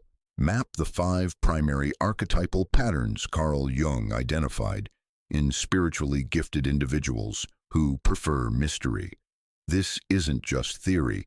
This is a diagnostic framework that will allow you to identify precisely which pattern you embody, understand its specific shadow dynamics, and know exactly what integration work you need to do.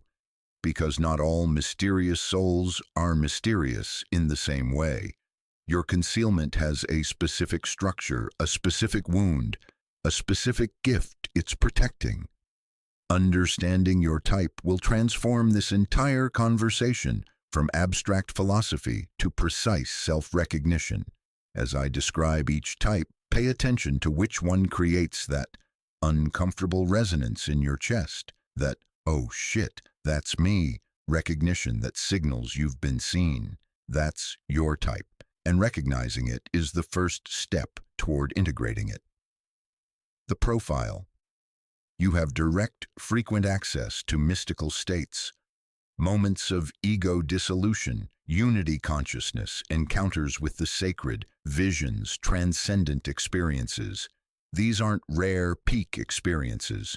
They're a regular feature of your consciousness. You might experience them during meditation, in nature, spontaneously during ordinary activities, or in that liminal space between waking and sleeping. But you share these experiences with absolutely no one. Or maybe you mentioned them once or twice and received responses that ranged from dismissive to concerned, so you learned quickly. These experiences mark you as crazy, attention-seeking, or spiritually inflated. Better to keep them private. The core wound. At some point, usually childhood or adolescence, you had a profound mystical experience and shared it with someone you trusted. Their response taught you that mystical consciousness is unacceptable. Maybe they laughed. Maybe they looked afraid. Maybe they suggested therapy or medication.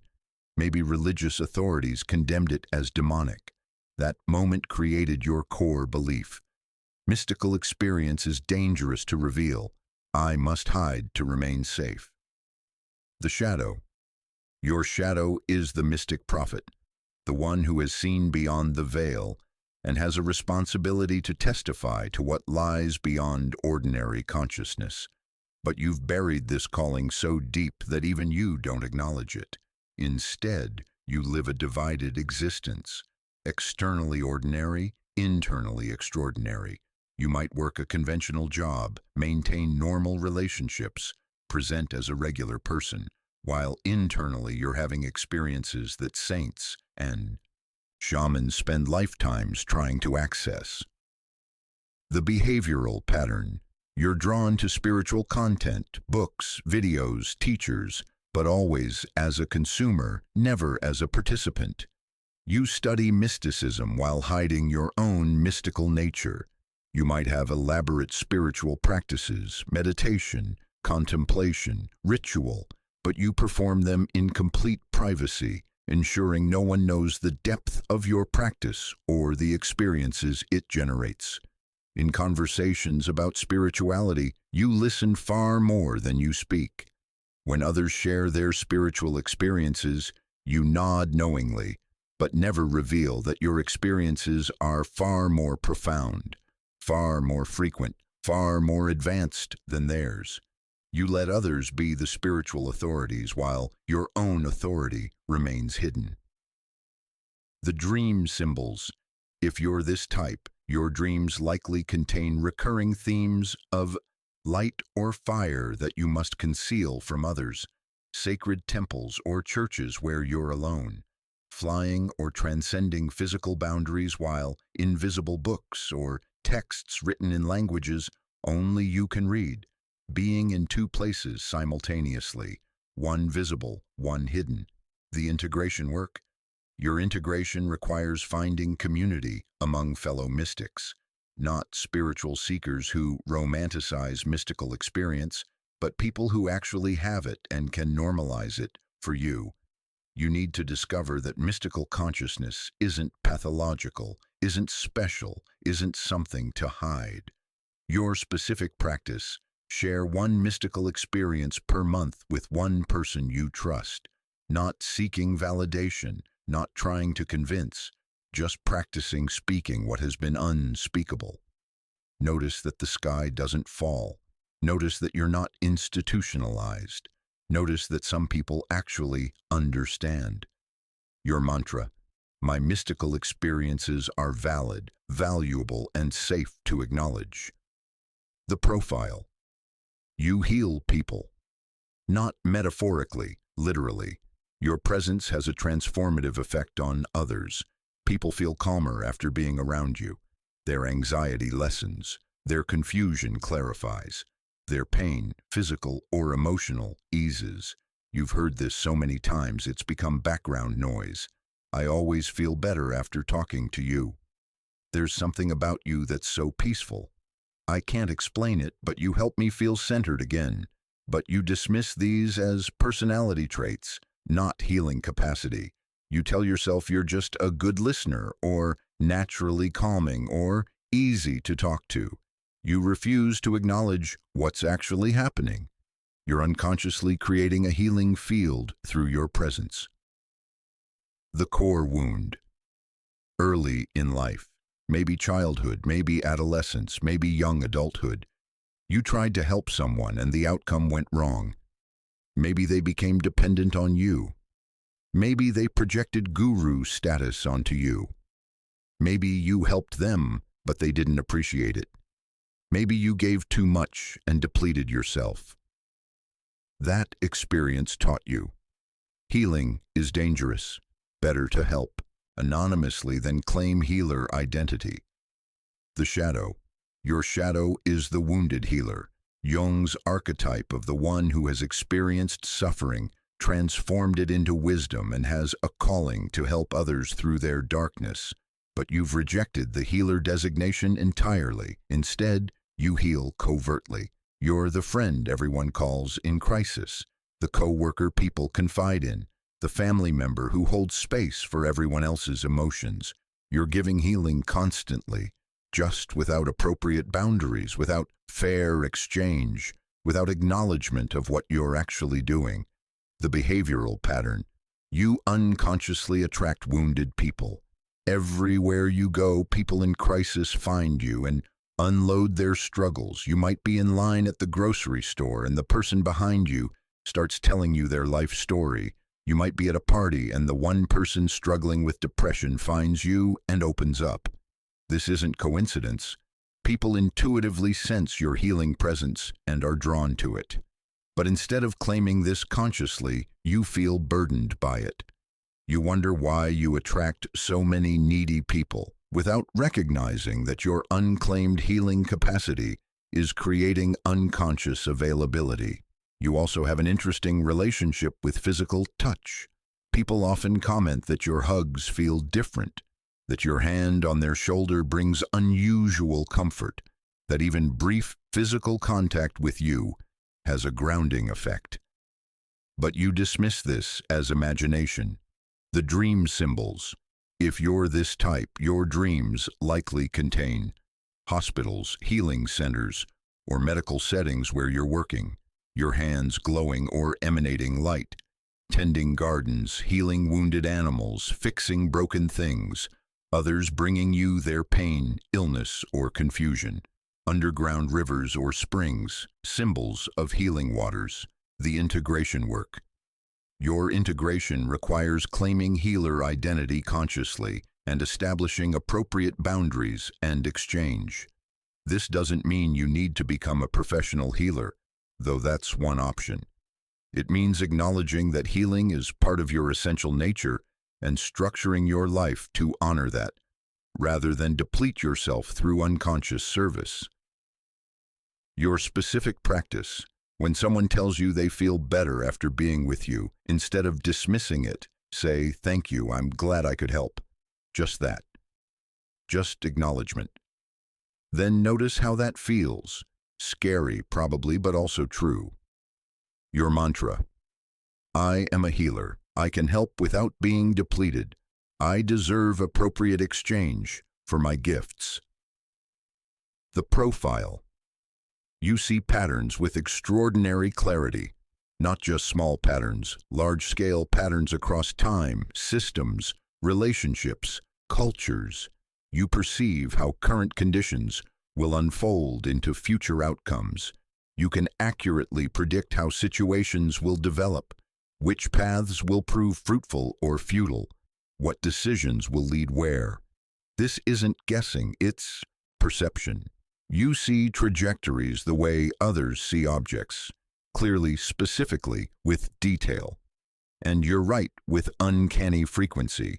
You predicted relationship outcomes that unfolded exactly as you saw. You knew business decisions would fail or succeed before the evidence emerged. You sensed cultural shifts before they manifested.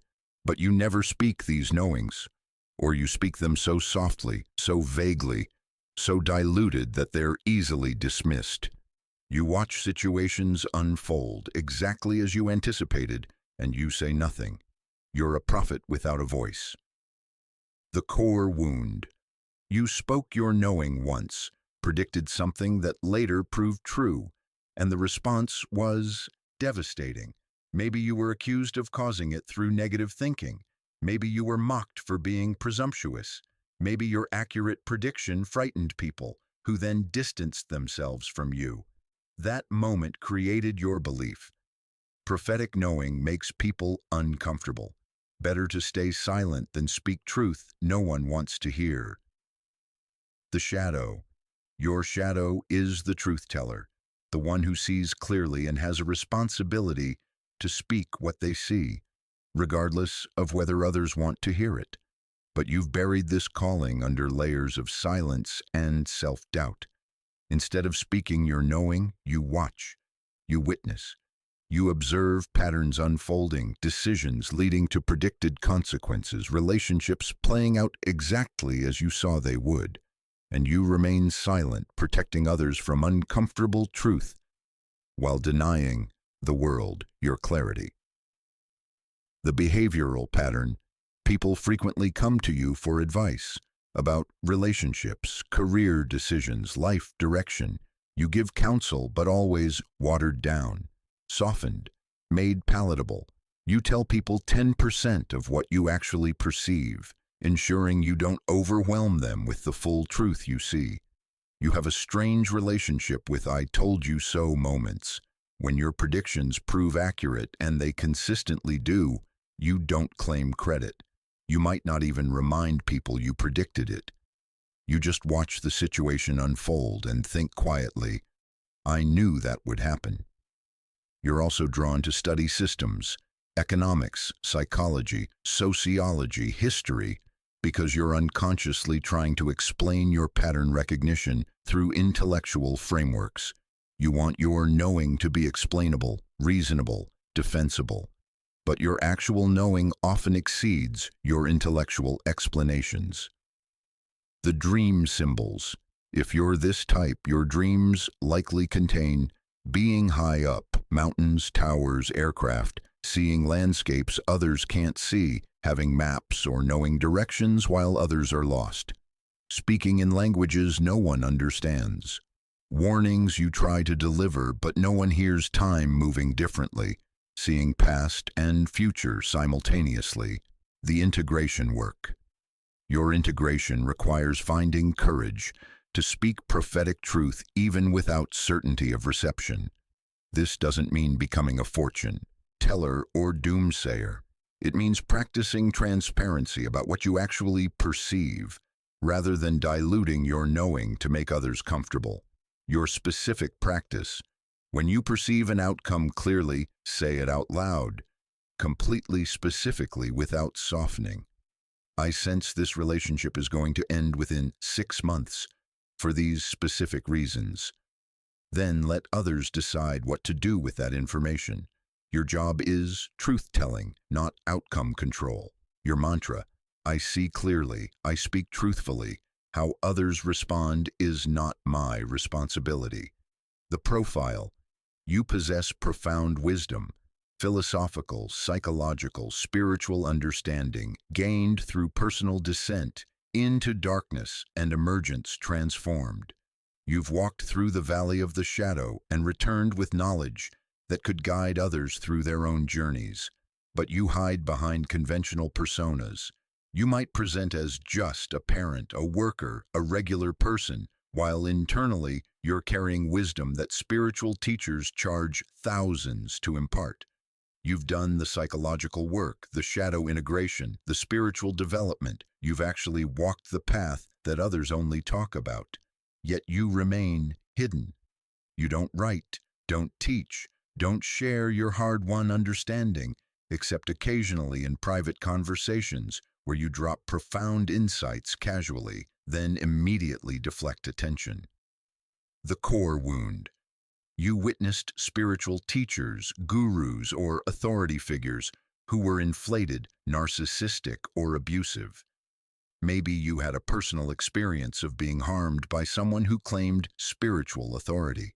Maybe you observed spiritual communities become toxic through power dynamics. That observation created your belief. Claiming wisdom leads to inflation and corruption. Better to remain ordinary than become what I despise. The shadow. Your shadow is the wise elder, the archetype of the one who has traveled the full journey and has earned the right and responsibility to guide others. But you've rejected elderhood entirely, remaining perpetually in the background, offering wisdom but never claiming authority. The behavioral pattern.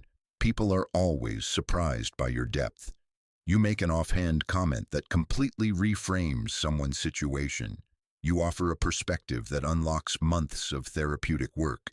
You ask a question that cuts through confusion to core truth. And people inevitably say, wow, you should be a teacher, therapist, coach. Have you ever thought about that? And you deflect. Oh, I just read a lot. I've just been through some stuff. Anyone who's lived long enough learns these things. You're also intensely allergic to spiritual community. You might attend workshops or retreats, but you remain on the periphery. You resist being acknowledged or honored. If someone tries to put you in a teaching or leadership role, you immediately decline. You're more comfortable serving invisibly than being recognized openly. The dream symbols.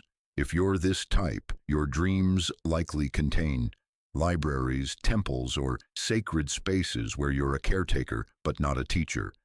Ancient trees or mountains, symbols of wisdom, teaching or guiding others while disguised or unrecognized treasures or valuable objects you're protecting but not displaying, being asked to speak but remaining silent. The integration work. Your integration requires accepting that wisdom must be shared to complete the individuation process. Keeping wisdom private protects your ego from inflation risk, yes, but it also deprives the collective of medicine it desperately needs. The mature path isn't rejecting all authority, it's embodying authority responsibly. Your specific practice, write, create a blog, write articles, document your wisdom in any form. You don't have to promote it or build a following. Just practice articulating what you know instead of keeping it locked inside. Writing is a safe first step toward claiming sage identity without the vulnerability of face-to-face teaching. Your mantra, I am wise. Wisdom unexpressed serves no one. I can share without inflating. The profile. This is the most complex type because it's defined by non-belonging. You had an early spiritual awakening, maybe through trauma, maybe through spontaneous mystical experience, maybe through near-death or shamanic crisis, that catapulted you into spiritual awareness before you had any framework to hold it. That awakening created a fundamental split. You can no longer fully inhabit mundane consciousness, but you found no spiritual community that truly fits. You're too spiritually awakened to be satisfied with conventional life, but too grounded and psychologically sophisticated to fit in most spiritual communities, which you find shallow, bypassing, or ungrounded. So you exist between worlds. You don't quite belong anywhere. You're in exile from both mundane and spiritual realms, watching both from the outside, participating in neither fully. The core wound. Your spiritual awakening happened in isolation without adequate support. You went through something profound, maybe a dark night of the soul, maybe ego death, maybe traumatic initiation, and no one around you understood. You tried to find community afterward and discovered that your experience was either too intense for spiritual seekers or too weird for conventional people. That created your belief. I'm fundamentally alone. No community exists for people like me. I must remain in exile. The shadow. Your shadow is the bridge between worlds, the one who has traveled to spiritual heights and psychological depths, and has a calling to help others navigate that territory. But you've rejected bridge building entirely, choosing isolation over the messy work of creating community. The behavioral pattern.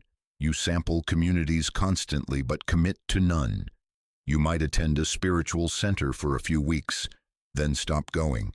You join online groups, participate briefly, then withdraw. You read extensively about different traditions but don't commit to any path.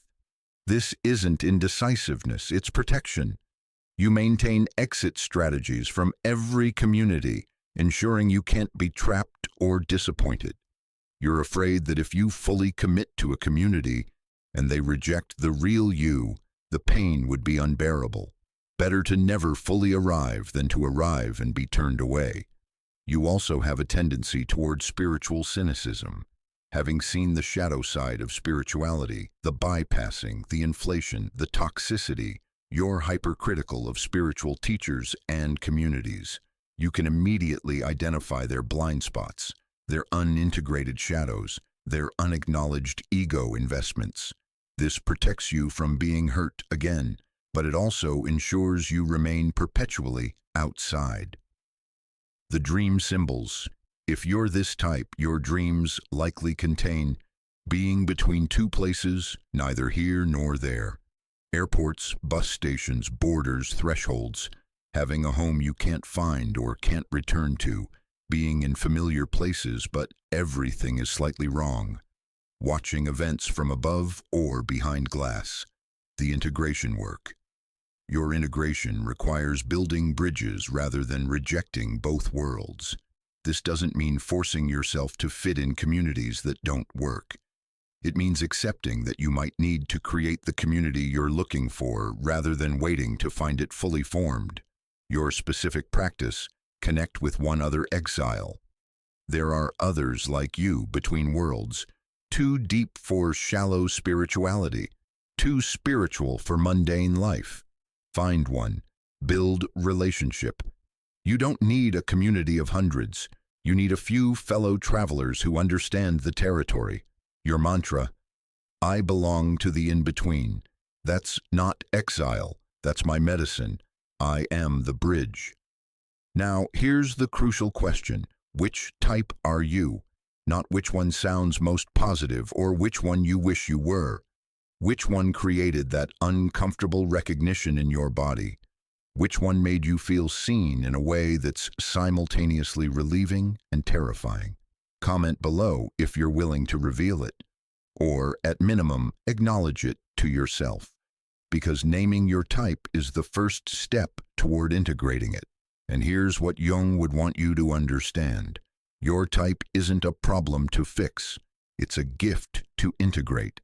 Each of these types represents a crucial spiritual function that human consciousness needs. Hidden mystics maintain connection to transcendent reality. Secret healers hold space for transformation. Invisible prophets perceive patterns across time. Camouflaged sages embody integrated wisdom. Spiritual exiles bridge different worlds. The world doesn't need you to become someone else. The world needs you to consciously embody what you already are unconsciously, to emerge from concealment into authentic presence, to offer your specific gift without inflation, without bypassing, without the need for recognition, but also without the compulsion to hide. You're not broken, you're mysterious, and your mystery has been both your protection and your prison. It's time to turn the key. Now we need to talk about what happens if you don't integrate, if you continue choosing mystery over emergence, concealment over embodiment, protection over authentic presence, because this isn't a neutral choice. Remaining mysterious isn't simply maintaining the status quo. It's actively destructive across every dimension of your life. Jung was clear about this. The psyche demands wholeness. When denied, it creates symptoms, not as punishment, but as communication. Your soul is trying to get your attention through the only language available when you refuse conscious dialogue. Crisis. So let's map the 5 catastrophic consequences of perpetual mystery. Not to scare you, though you should be scared, but to make absolutely clear what you're choosing when you choose continued concealment. The most insidious cost is internal and invisible. Your soul is literally starving. Jung understood the psyche as a living system that requires expression of its essential nature to remain healthy. Just as your body requires food, water, and oxygen, your soul requires authentic expression, meaningful engagement, and alignment between inner reality and outer life. When you live mysteriously, when your essential nature remains hidden, your gifts unopened, your true identity unexpressed, your soul isn't receiving what it needs to thrive. It begins to starve, and soul starvation manifests in specific, measurable ways. The clinical presentation. Patients suffering soul starvation present with a consistent constellation of symptoms that medical doctors can't explain and conventional psychology struggles to address. Anhedonia, the inability to feel pleasure or joy, even in activities that should be enjoyable. Not because you're clinically depressed in the biochemical sense, but because nothing truly feeds you when your essential nature isn't being lived. Existential emptiness, a void at the center of your being that no amount of success, relationships, or achievements can fill. You've accomplished what you thought you wanted, and it means nothing. The emptiness persists because what your soul actually wants, authentic expression, remains denied. Chronic fatigue, without medical cause, exhaustion that sleep doesn't fix, rest doesn't relieve, and medical tests can't explain. The fatigue isn't physical, it's spiritual. Maintaining a false self, suppressing your true nature, living mysteriously, all of this requires enormous energy. You're exhausted from the constant performance of being someone you're not. Psychosomatic illness, physical manifestations of spiritual suppression. Jung documented countless cases where mysterious individuals developed illnesses that symbolically expressed their hidden nature: throat issues for unspoken truth, heart conditions for unlived love, autoimmune disorders as the body attacking itself for self-suppression, chronic pain in locations that corresponded to blocked energy centers. One of Jung's patients, a woman we'll call Margaret, spent 15 years concealing profound healing gifts while working as a nurse.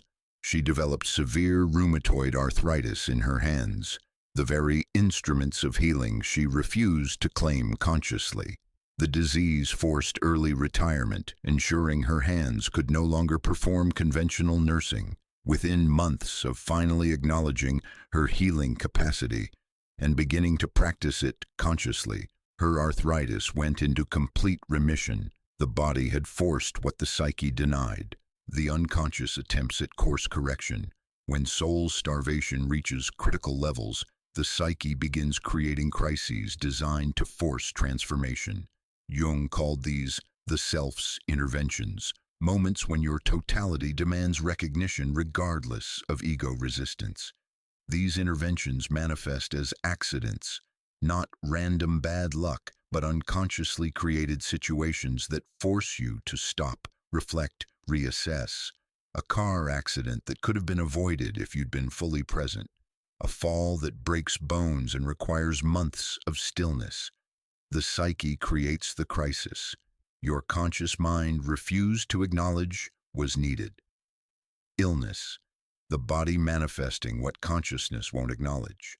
Cancer forcing you to confront mortality and meaning. Chronic conditions that prevent you from continuing life as usual. Heart attacks that literally stop you in your tracks. Jung believed, and research increasingly supports, that many illnesses have psychological components, particularly when they occur in individuals living fundamentally inauthentic lives.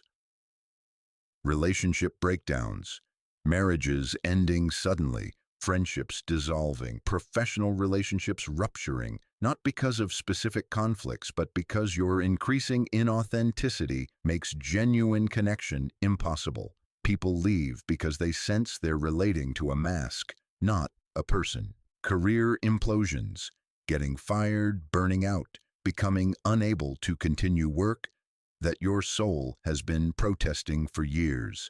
The psyche creates the crisis that gives you permission to change what you wouldn't change voluntarily. The ultimate cost, the most devastating cost of soul starvation is this. You arrive at the end of your life having never truly lived, not because you lacked opportunities, resources, or abilities, but because you spent your entire existence hiding from yourself. Jung documented a specific anguish he observed in elderly patients who'd chosen safety over authenticity, a grief that had nothing to do with death and everything to do with having never been born into their true identity. They'd survived their entire lives without ever truly living. He wrote about one patient, an 83-year-old man dying of cancer, who'd spent his life as a successful businessman while carrying profound mystical gifts he never acknowledged. In their final session, the man wept and said, "I lived 83 years and never once showed anyone who I actually was. I'm not afraid of death. I'm devastated that I'm dying without ever having lived."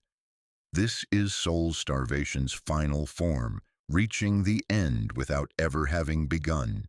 And there's no fixing it then. No going back, no second chance. You die with your music still inside you. The second catastrophic consequence of perpetual mystery is that every relationship becomes fundamentally dishonest. You cannot have authentic intimacy while maintaining essential hiddenness. It's psychologically impossible. Intimacy requires vulnerability.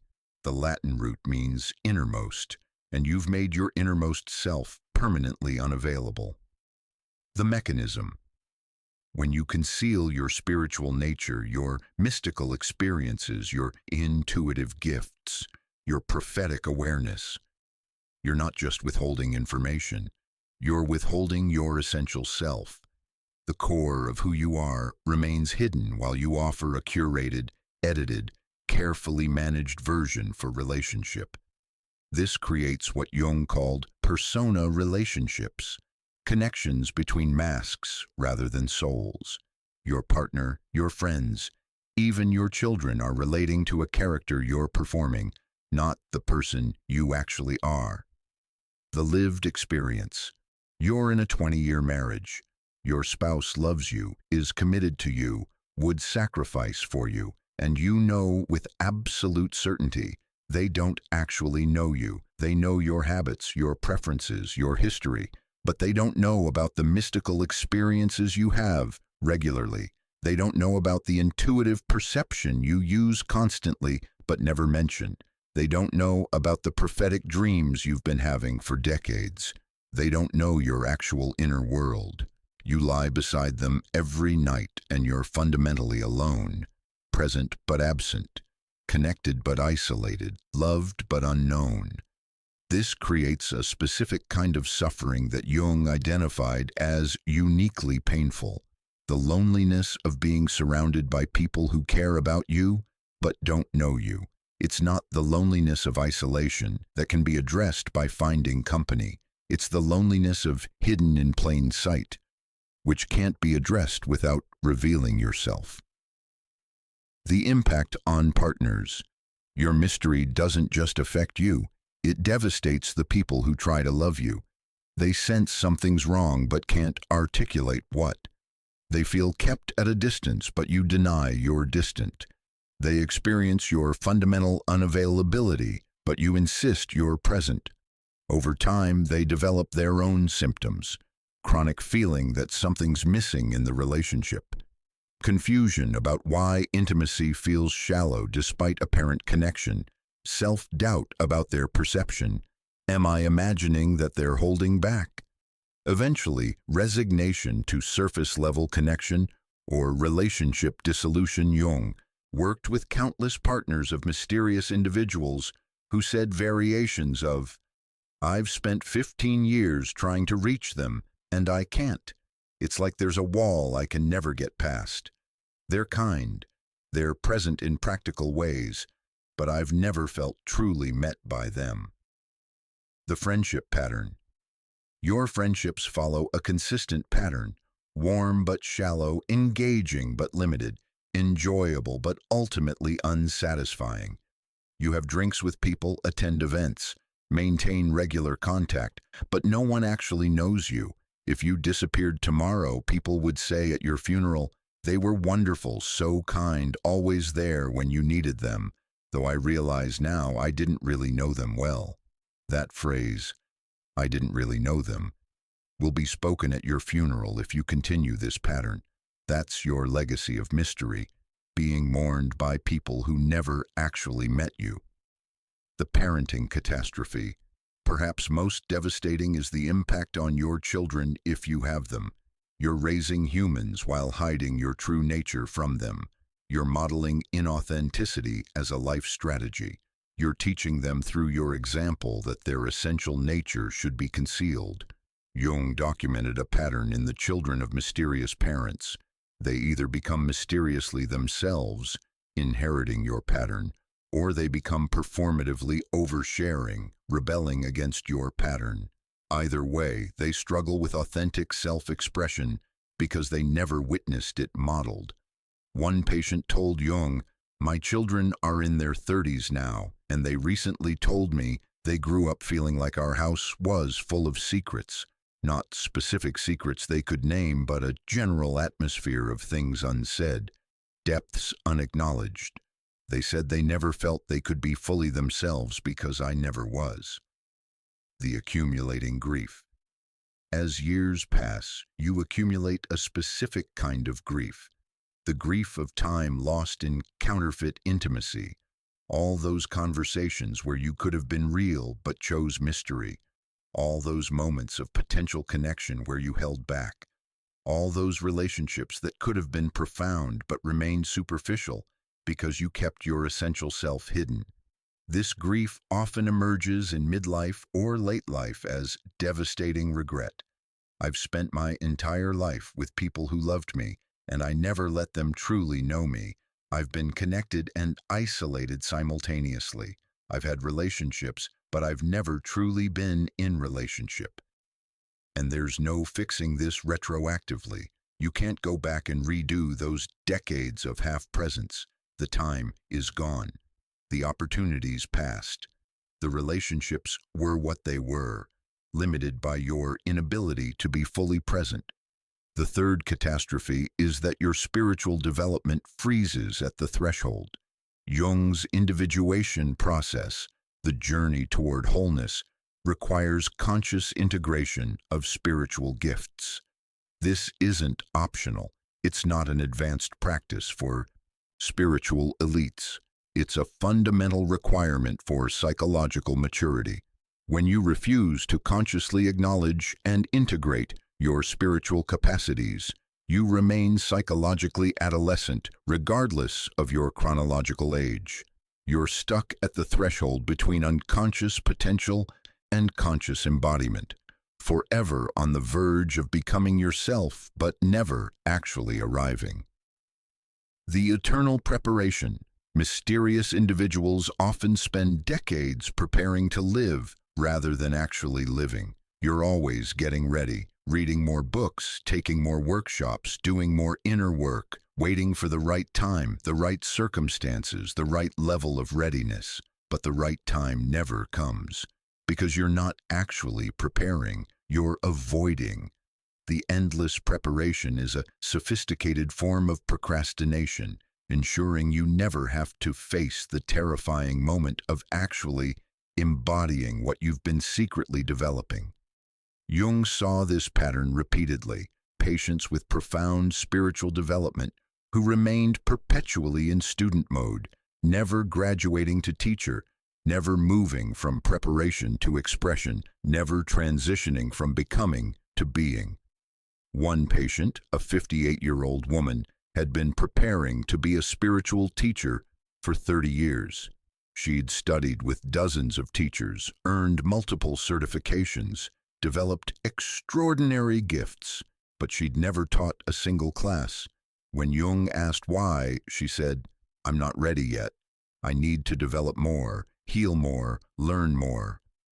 Jung replied, "You're not preparing to teach. You're using preparation as protection from teaching. You'll never feel ready because readiness isn't your actual concern. Safety is." The perpetual potential. By remaining mysterious, you remain forever potential rather than actual. You're the mystic who could have guided others through spiritual emergencies, the healer who could have transformed lives, the prophet who could have offered clarity, the sage who could have shared hard-won wisdom. But "could have" is the saddest phrase in any language. It's the epitaph of the unlived life. And that's what perpetual mystery creates, a life of permanent potential that never actualizes. Jung believed this was a specific tragedy, having the seed of something extraordinary but refusing to let it germinate, grow, blossom, fruit. You're carrying potential that dies with you instead of manifesting through you.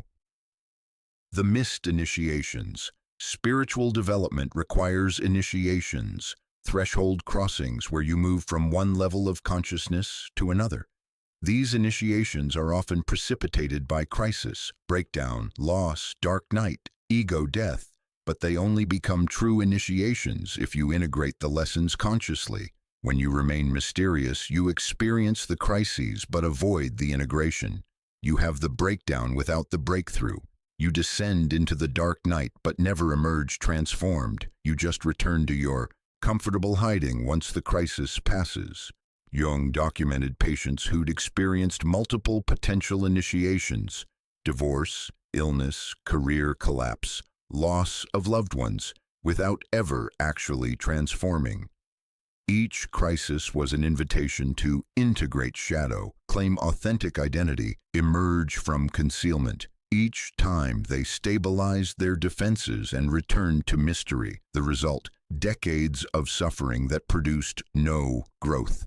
Pain without transformation, crisis without evolution. They remained stuck at the same developmental level, repeating the same patterns, living the same limited life despite ample opportunities for transformation.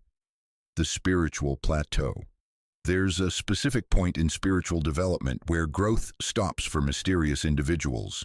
The moment when further development requires visibility. You can develop privately to a certain point: meditation practice, inner work, shadow exploration, mystical experiences. But there comes a threshold where further growth requires expression, teaching, service, embodiment in relationship with others. At that threshold, mysterious individuals stop. They plateau. They continue their private practices but experience no further deepening because they've reached the limit of what can develop in isolation. Jung was clear. Individuation is not a private achievement. It requires relationship, community, engagement with the collective. The fully individuated person isn't a hermit on a mountain. It's someone who has integrated all aspects of self and brings that integrated wholeness into relationship with the world. By remaining mysterious, you ensure you never reach full individuation.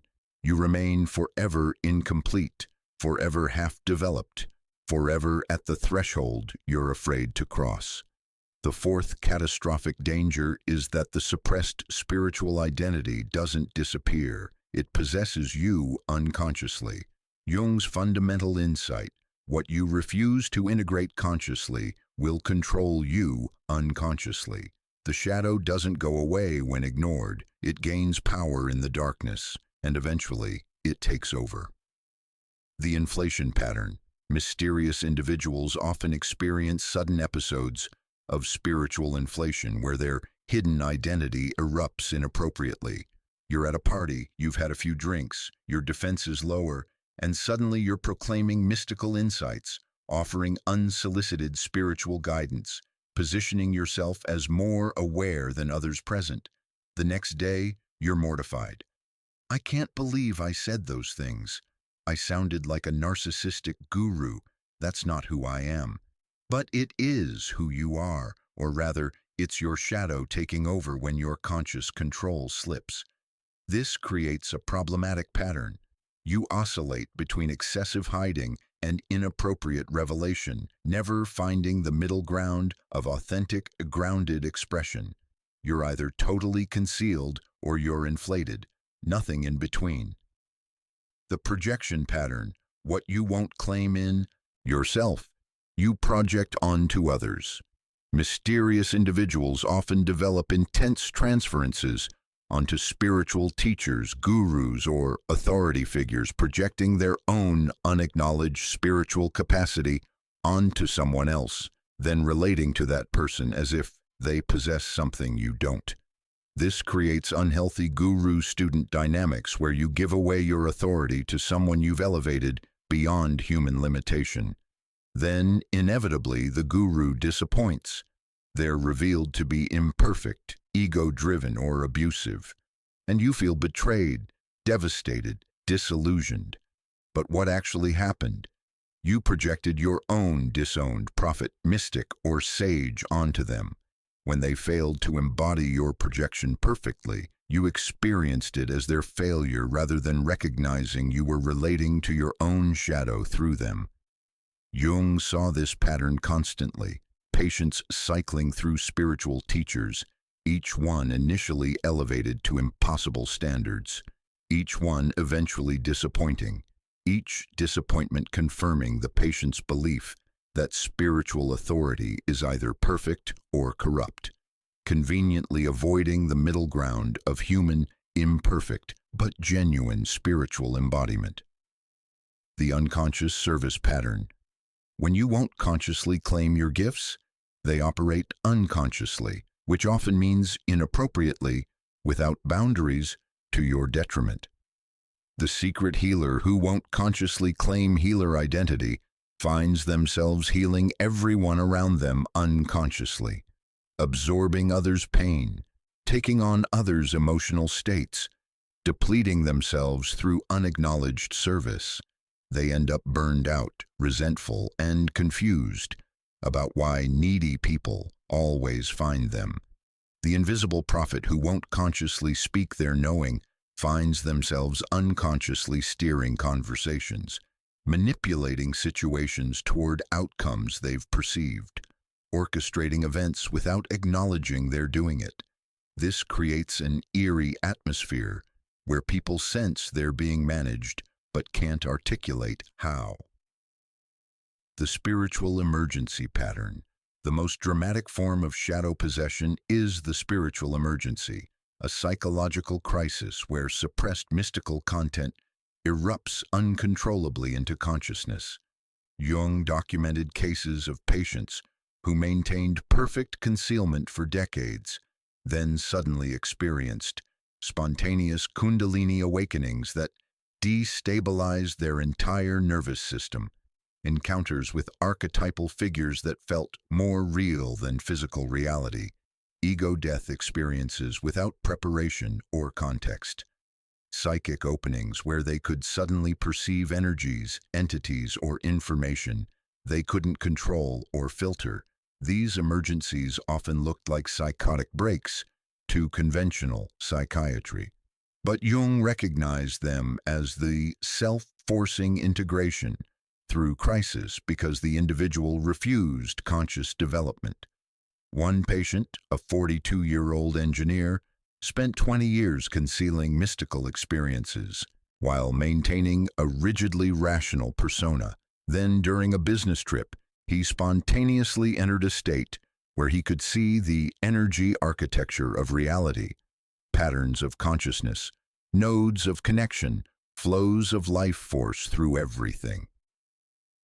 For 3 days, he couldn't function in normal reality. He was hospitalized, diagnosed with acute psychosis, medicated, but the medications didn't stop the perceptions.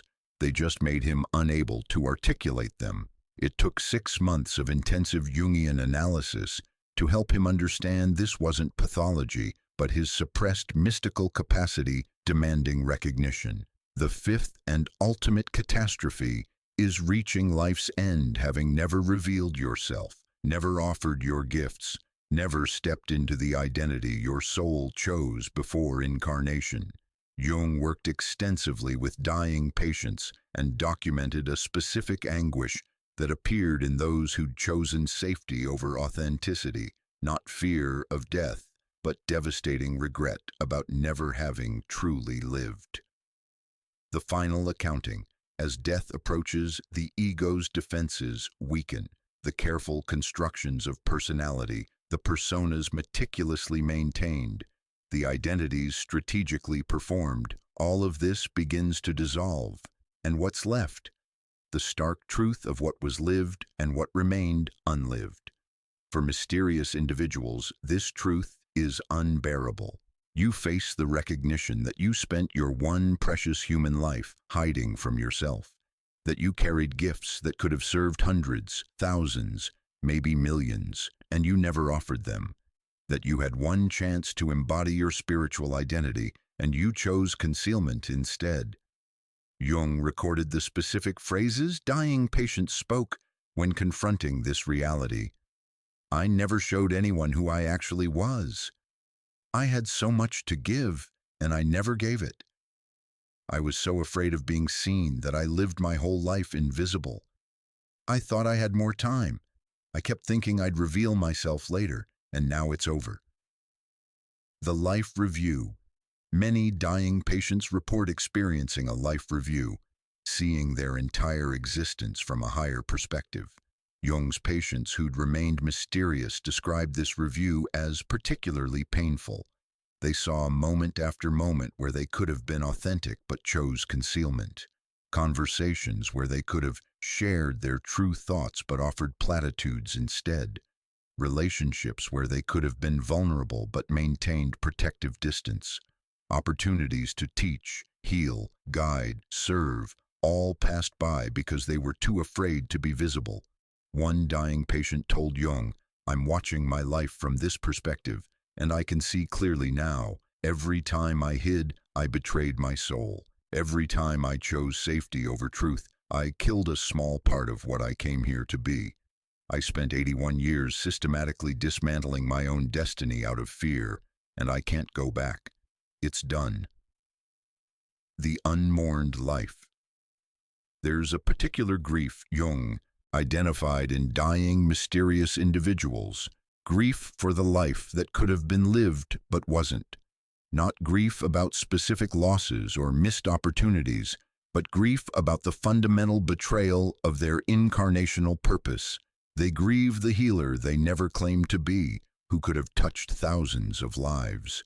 They grieve the teacher they never became, who could have guided seekers through the territories they'd already traversed. They grieve the prophet they suppressed, who could have offered clarity in times of confusion. They grieve the mystic they concealed, who could have testified to realities beyond the material. This grief is uniquely painful because there's no resolution available. You can't go back and live differently. You can't retrieve the lost decades.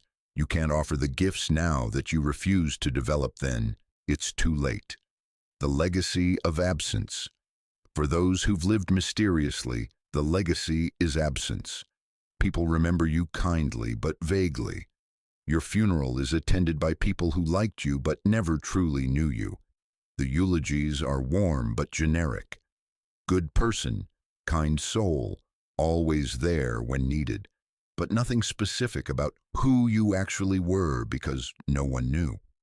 And your gifts, they die with you. The wisdom you gained through suffering but never shared, gone. The healing capacity you possessed but never claimed, wasted. The prophetic clarity you had but never spoke, silenced forever. The mystical experiences that could have inspired others, taken to the grave. Jung believed this was a tragedy not just personally but collectively, because humanity's evolution depends on individuals consciously embodying their spiritual capacities and offering them in service. Every mysterious person who dies without emerging is medicine lost, consciousness unexpressed, evolution delayed. The contrast, Jung also worked with dying patients who'd lived authentically, who'd claimed their gifts, embodied their spiritual nature, offered their medicine regardless of fear or resistance. Their deaths were completely different. Instead of regret, they experienced satisfaction, not pride or achievement, but the quiet satisfaction of having shown up to their own lives, of having been who they came here to be, of having offered what they came here to give. One such patient, a 76-year-old woman who'd lived as a medicine woman despite growing up in a culture that mocked such things, said in her final days, "I've lived authentically. I claimed who I am. I gave what I came to give. I'm at peace. Death is just the next transition, and I'm ready because I didn't waste the gift of life hiding from it." These 5 dangers aren't theoretical. They're documented realities that Jung observed across decades of clinical practice, and they're escalating dangers. Each one builds on the previous ones, creating a cascading catastrophe that culminates in the deathbed tragedy. But here's what's crucial to understand. None of this is inevitable. These consequences follow only if you continue choosing mystery over emergence. At any point, now, today, this moment, you can choose differently. The question is, what will it take for you to choose? Will you wait until soul starvation creates physical illness? Until counterfeit intimacy destroys your relationships? Until arrested development leaves you permanently stunted? Until shadow possession forces crisis? Until you're on your deathbed recognizing too late what you've done? Or will you choose now, consciously, courageously, while there's still time to live the life you came here to live? Jung's message was urgent. You don't have unlimited time. Death is certain, timing is uncertain, and every day you remain mysterious is a day your actual life goes unlived. The dangers are real, the consequences are severe, and the choice is yours. What will you choose? Now we arrive at the most crucial section. How do you actually emerge from concealment into conscious spiritual embodiment? This isn't about dramatic transformation, spiritual performance, or forced revelation. Carl Jung's approach was methodical, grounded, and deeply respectful of the psyche's need for pacing. He understood that the mysterious ones aren't hiding out of cowardice. They're hiding because real wounds created real needs for protection. So emergence can't be violent, it can't be rushed. It must be conscious, gradual, and supported. Otherwise, you risk inflation. ego claiming power it hasn't integrated, spiritual emergency, premature opening overwhelming your capacity, or traumatic re-traumatization, exposing yourself before safety is established. What follows is Jung's complete therapeutic protocol, the 7-phase process he developed over decades of working with mysterious souls. This is clinical-grade depth psychology, translated into practical steps you can implement starting today. The principle: you cannot integrate what you don't acknowledge. The first phase requires making conscious exactly what you've been keeping unconscious. You must map your mystery with precision, documenting every aspect of your hidden spiritual identity. The practice: get a private journal, one that no one else will see. This is crucial. The purpose isn't eventual sharing, it's creating a safe container for radical honesty. Then write the complete autobiography of your hidden spiritual life, not your external life story. Everyone knows that. Write the story no one knows. Part 1. Chronological history. Document every mystical experience, intuitive knowing, prophetic dream, healing moment, synchronicity, or spiritual capacity you've had, starting from your earliest memories. Be specific: ages, circumstances, what you perceived, what happened, how you responded. Most people are shocked by what emerges. One patient told Jung, "I wrote for 6 hours and filled 40 pages. I had no idea how much I'd been hiding, even from myself. Seeing it written out, I realized I've been living a double life my entire existence." Part 2. The Concealment Catalog. Make a list of every situation where you concealed your true nature, times you knew something but didn't speak it, moments you perceived energy or illness but pretended you didn't, conversations where you held back your actual thoughts, relationships where you maintained mystery instead of transparency. This becomes overwhelming quickly. There are too many instances to document. That's the point. You need to see the sheer volume of concealment you've engaged in to recognize it's not occasional privacy, it's systemic hiding. Part 3. The cost accounting for each major instance of concealment. Write what it cost you. When I didn't tell my partner about my mystical experiences, it cost me intimate connection. When I hid my healing capacity from colleagues, it cost me fulfilling work. When I dismissed my prophetic dreams, it cost me trusting my own perception.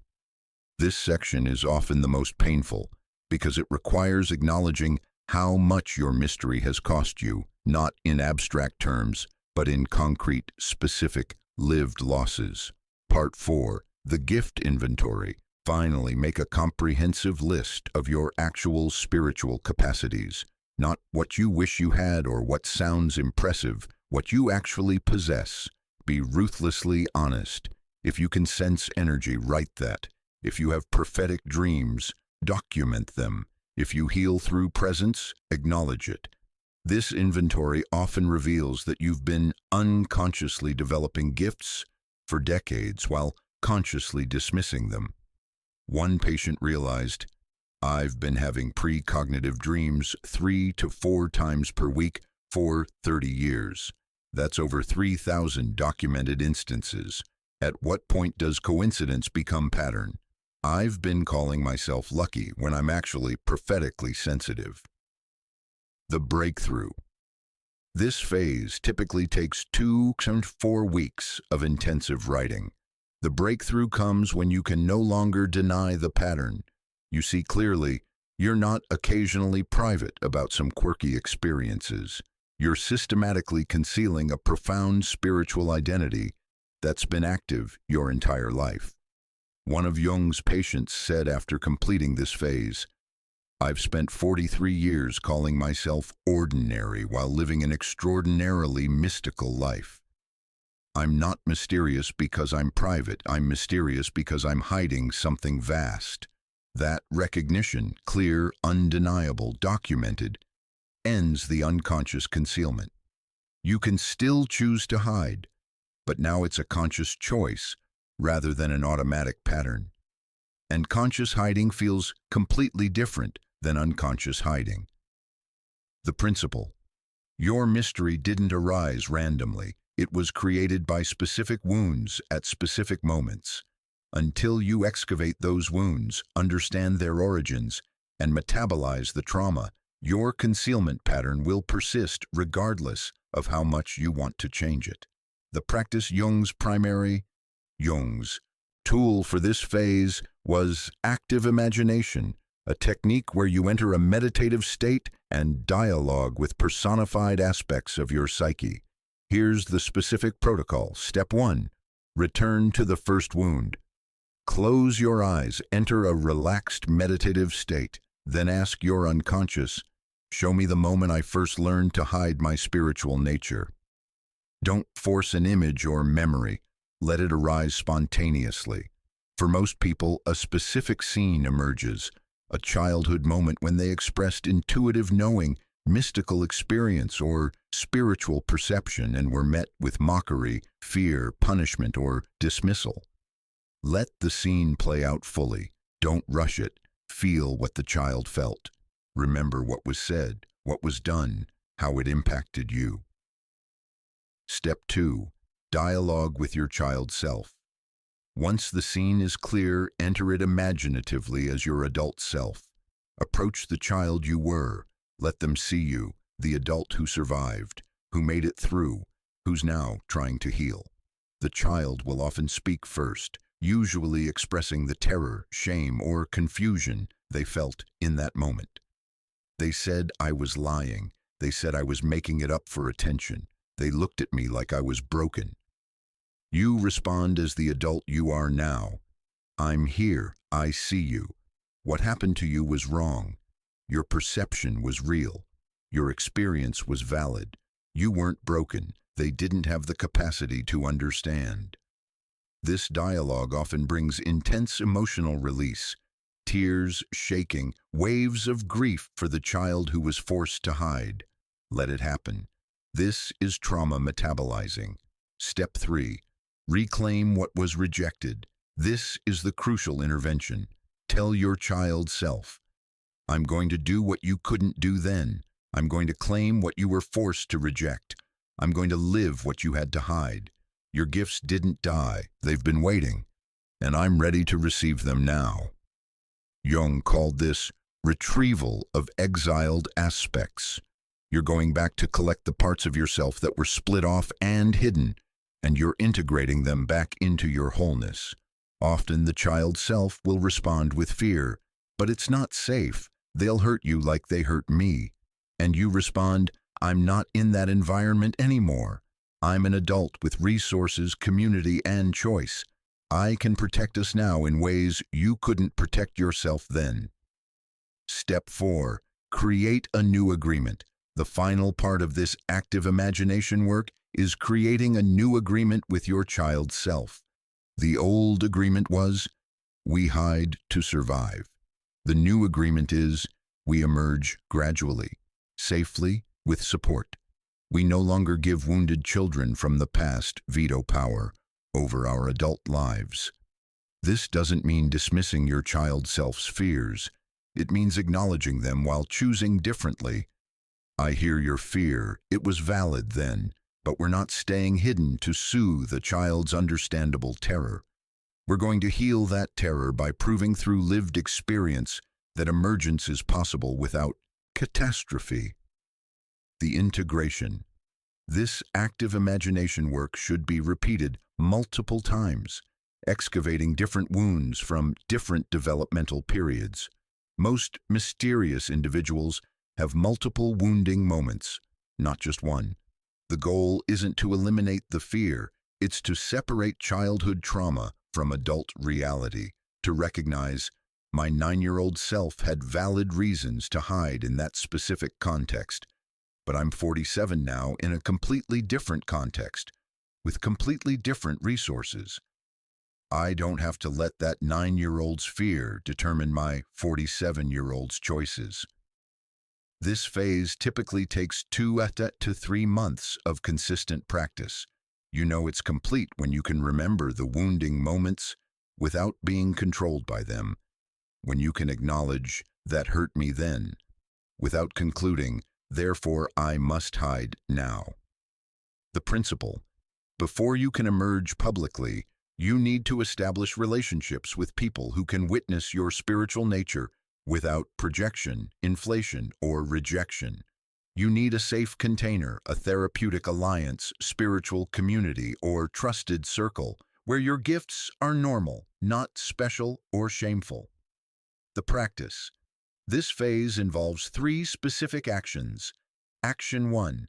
Find a Jungian analyst or depth-oriented therapist. Not every therapist will work for this. You need someone trained in transpersonal psychology, Jungian analysis, or depth psychology, who understands spiritual experience as a dimension of healthy psychological development, rather than pathology. Interview potential therapists with these questions. What's your understanding of spiritual experiences like mystical states, prophetic dreams, or intuitive perception? Have you worked with clients who have spiritual gifts they've been hiding? Do you see spiritual sensitivity as a capacity to develop or a symptom to manage? Their answers will tell you immediately whether they can hold what you're carrying. If they respond with skepticism, clinical distance, or reductive explanations, they're not the right fit. You need someone who can say, "Spiritual sensitivity is real, valid, and requires integration, not suppression." Action 2. Join a consciousness community. Find a group, workshop, or community where spiritual experience is normalized. This might be a meditation sangha with mature practitioners, a Jungian study group or individuation circle, a transpersonal psychology community, a shamanic training program, a mysticism discussion group. The key criterion: this should be a place where mentioning your mystical experiences, intuitive gifts, or spiritual capacities doesn't result in either dismissal, "That's your imagination," or inflation, "You're so special and gifted." You need community that responds with, "Oh yes, that's a common experience in spiritual development. Here's how to work with it." Action 3. Identify one trusted witness. Before broader emergence, you need one person in your existing life who can witness your true nature, not someone you meet in a spiritual community, someone who knows you in your ordinary life. This should be someone who's demonstrated capacity for depth and nuance, history of accepting your complexity, lack of tendency toward projection or pedestaling, their own spiritual curiosity or development. Invite them explicitly. "I want to share something with you that I've never shared with anyone. I need you to listen without judgment, advice, or trying to fix anything. Can you do that?" Then share one significant piece of your hidden spiritual identity. Not everything that would overwhelm both of you, but one significant truth. "I've been having prophetic dreams since childhood, and they're accurate enough that I can't dismiss them anymore." Or, "I've been experiencing mystical states regularly, and I've been hiding them because I was afraid you'd think I was mentally unstable." Their response will either confirm or deny their capacity to witness you. If they respond with curiosity, acceptance, or their own similar experiences, you've found a safe witness.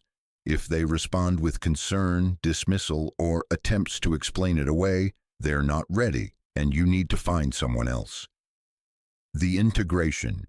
Phase 3 is complete when you have a therapeutic relationship where you can process your emergence, a spiritual community where your gifts are normalized, at least one person in your ordinary life who knows your true nature.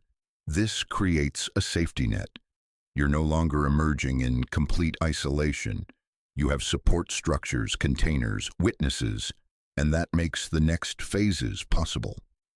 The principle: emergence doesn't happen through one dramatic revelation. It happens through thousands of small, conscious choices to be transparent rather than mysterious.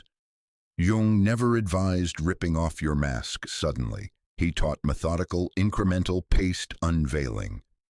The practice. This phase uses what Jung called graduated exposure, systematically increasing your visibility in progressively larger circles at a pace your nervous system can tolerate. Level 1. Intimate circle, month 1-2. Start with the people you identified in phase 3, your therapist, your spiritual community, your one trusted witness. Practice being completely transparent with them about your spiritual nature. Share your mystical experiences as they happen, without filtering or downplaying. Mention your intuitive perceptions when they arise. Acknowledge your prophetic dreams without dismissing them as coincidence. Let these people see you engaging in spiritual practices. This level isn't about performing spirituality. It's about ending the automatic concealment. Instead of your default response of nothing much when someone asks how you are, you might say, I've been processing a powerful dream that showed me something important about my life direction. The goal: train your nervous system to recognize that visibility in safe relationships doesn't lead to catastrophe. Each time you reveal something and survive the experience, your psyche learns emergence is possible. I don't have to hide. Level 2, extended circle, month 3-4. Once you can be transparent with your intimate circle without overwhelming anxiety, expand to your extended circle, friends, colleagues, family members who aren't in your innermost ring but with whom you have regular contact. The practice: make one transparent statement per week in this extended circle. Not dramatic revelations, simple acknowledgments of your actual inner life. Examples: a coworker asks about your weekend. Instead of fine, you say, I had a powerful meditation experience that I'm still integrating. A friend asks what you're reading. Instead of deflecting, you mention the spiritual or mystical text you're actually studying. A family member asks how you knew something would happen. Instead of lucky guess, you say, I've noticed I have pretty accurate intuition about these things. Track the responses in your journal. Most people you'll discover respond with interest or their own similar experiences. The catastrophic rejection you feared rarely materializes. Level 3, selective public disclosure, month 5-6.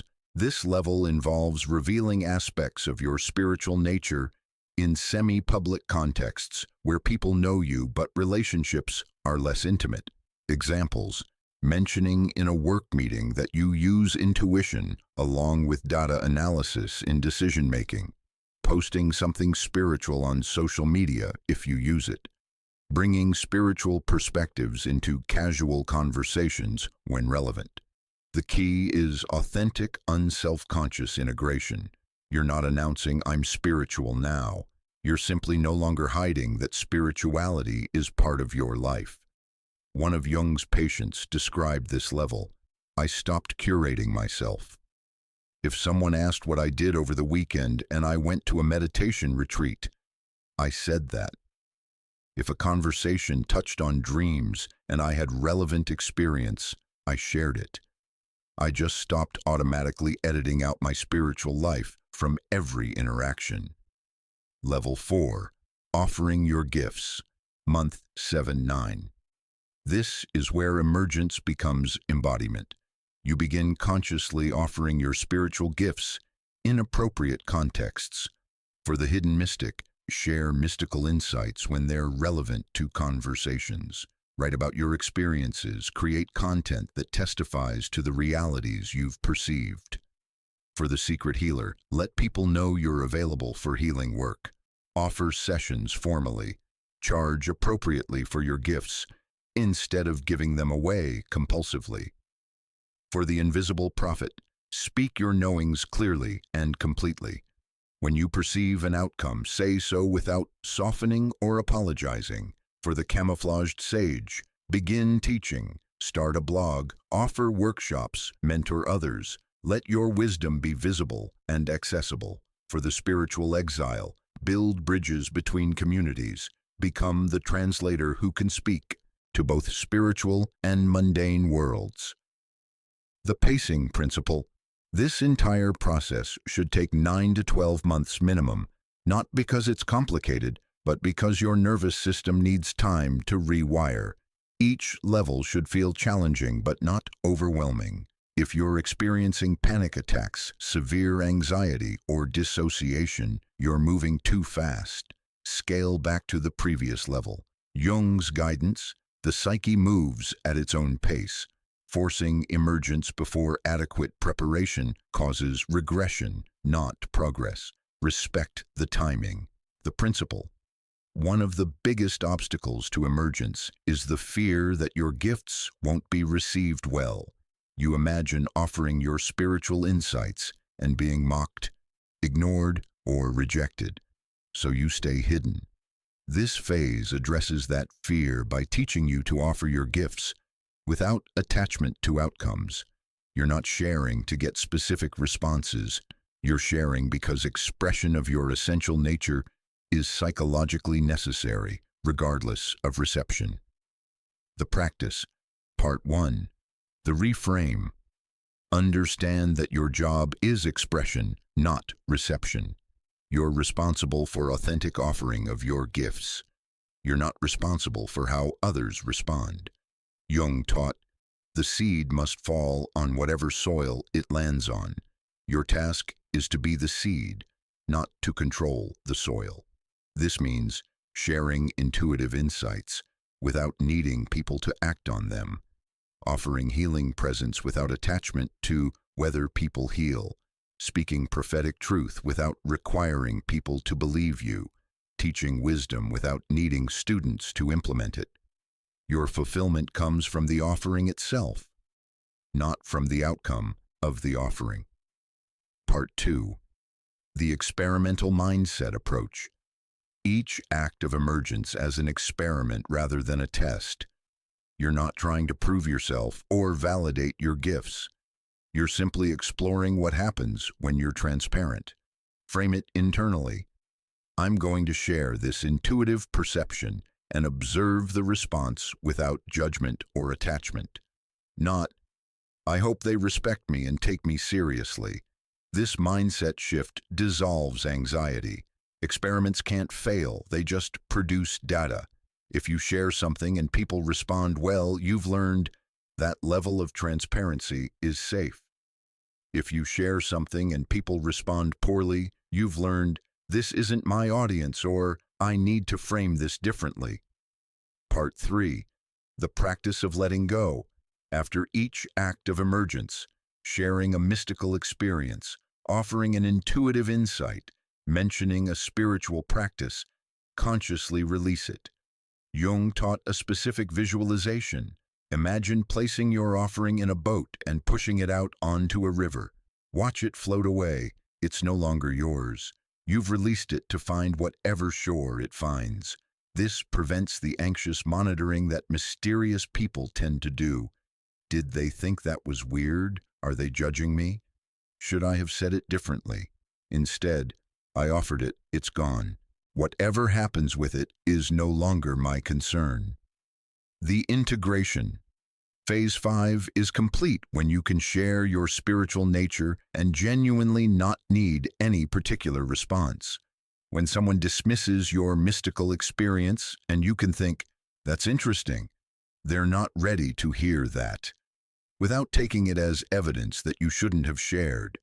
One patient described the breakthrough. I mentioned a prophetic dream to a friend, and she looked uncomfortable and changed the subject.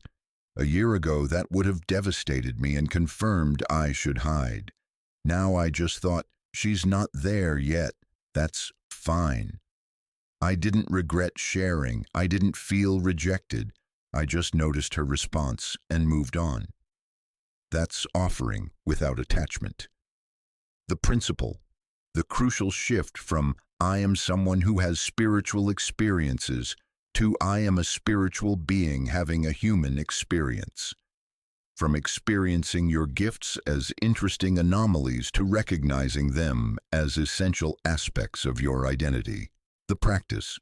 Part 1. Archetypal claiming. Identify which archetypal identity your soul is calling you to embody. Mystic, healer, prophet, sage, bridge. Not as ego inflation, but as conscious responsibility. This requires a formal claiming ritual. Jung often had patients create a ceremony, alone or with witnesses, where they consciously stepped into their archetypal identity. Example ritual structure. Create sacred space, however that's meaningful for you. State aloud, I acknowledge that I am archetype. This isn't something I'm becoming, it's what I've always been. I was born this. I've been hiding it. I'm done hiding. Make a commitment. I commit to embodying this identity consciously, to developing these gifts, to offering them in service, to no longer betraying my soul through concealment. Mark the transition. Burn something symbolizing your old identity. Plant something symbolizing your new one. Create art, write, move, whatever makes the claiming visceral and memorable. Part 2. Daily embodiment. After claiming your identity, you need to embody it daily through consistent practice and conscious choice. For the mystic, daily mystical practice, meditation, contemplation, ritual, whatever maintains your connection to transcendent reality. For the healer, daily healing practice, energy work on yourself, holding healing intention for others, practicing presence. For the prophet, daily perception practice, paying attention to patterns, documenting intuitive insights, trusting your knowing. For the sage, daily wisdom practice, journaling, studying, teaching, even if just to yourself through writing. For the bridge, daily integration practice, moving between spiritual and mundane worlds consciously, translating between different consciousness levels. The point isn't the specific practices, it's the daily acknowledgement through action that this is who you are, not just what you do occasionally. Part 3. Public claiming eventually, not immediately, but eventually. You need to claim your identity publicly, not to everyone, but to the people who matter in your life. This might mean updating your social media bio to include your spiritual identity, telling your family directly, I want you to know I'm a healer. This isn't new. I've been doing this my whole life. I'm just acknowledging it now. Putting it on your business card or professional materials, introducing yourself with your archetypal identity included. I'm Sarah. I'm a teacher and a mystic. This feels terrifying because it's permanent, visible, undeniable. Once you've claimed it publicly, you can't easily go back to mystery. That's precisely why it's necessary. It burns the boats, ensuring you can't retreat to concealment when things get uncomfortable. The integration. Phase 6 is complete when your spiritual identity isn't something you do, it's who you are. When someone asks, what do you do? And your answer naturally includes your archetypal identity, along with your conventional roles. One patient described the shift. I used to say, I'm an accountant. Now I say, I'm an accountant and an intuitive guide. It's not two separate identities. It's one integrated person who happens to do accounting and happen to have intuitive gifts.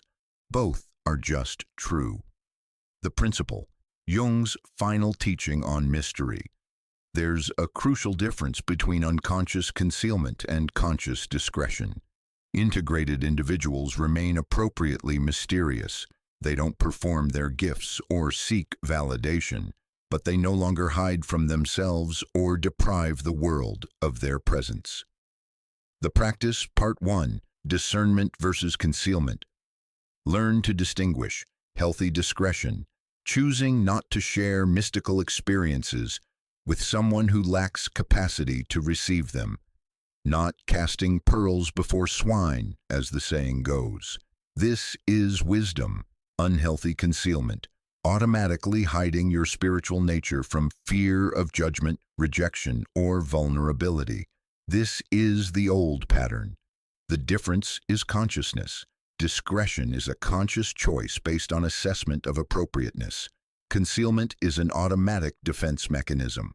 Part 2. Strategic revelation. Mature embodiment includes knowing when, how, and with whom to reveal different aspects of your spiritual nature. Some relationships can hold your full mystical depth. Others can hold your philosophical wisdom, but not your prophetic capacity. Others can appreciate your healing presence, but would be uncomfortable with your direct mystical experiences. This isn't fraudulent, it's appropriate relating. You don't share everything with everyone, but the key shift. You're consciously choosing what to share based on discernment, not unconsciously hiding everything based on fear. Part 3. Comfortable unknowability. Here's the paradox. Fully integrated individuals remain somewhat mysterious, but it's the mystery of depth rather than the mystery of concealment. People might say, about you, there's something about them I can't quite grasp, a depth I sense but don't fully understand.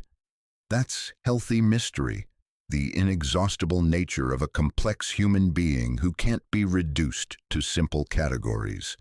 This is completely different from the old mystery. They never let me in. I never know what they're thinking or feeling. That's concealment, the difference. In mature mystery, people feel they know you even though they don't fully comprehend you. In immature mystery, people feel they don't know you because you actively prevent knowing. Part 4. No performance, no concealment. The final integration. You're neither performing spirituality, seeking recognition, validation, or special status, nor concealing it, hiding gifts, pretending to be ordinary, maintaining protective distance. You simply are who you are. Your gifts are available when appropriate. Your depth is accessible to those who can meet it. Your mystery is authentic rather than defensive. Jung described this state as the authentic personality, someone who has integrated all aspects of self and can move through the world without mask, without inflation, without suppression, just presence, just authenticity, just being. The integration, phase 7, is never fully complete. It's an ongoing practice of conscious presence. But you know you're embodying it when you can be fully yourself without needing anything from others. You can offer your gifts without attachment to outcomes.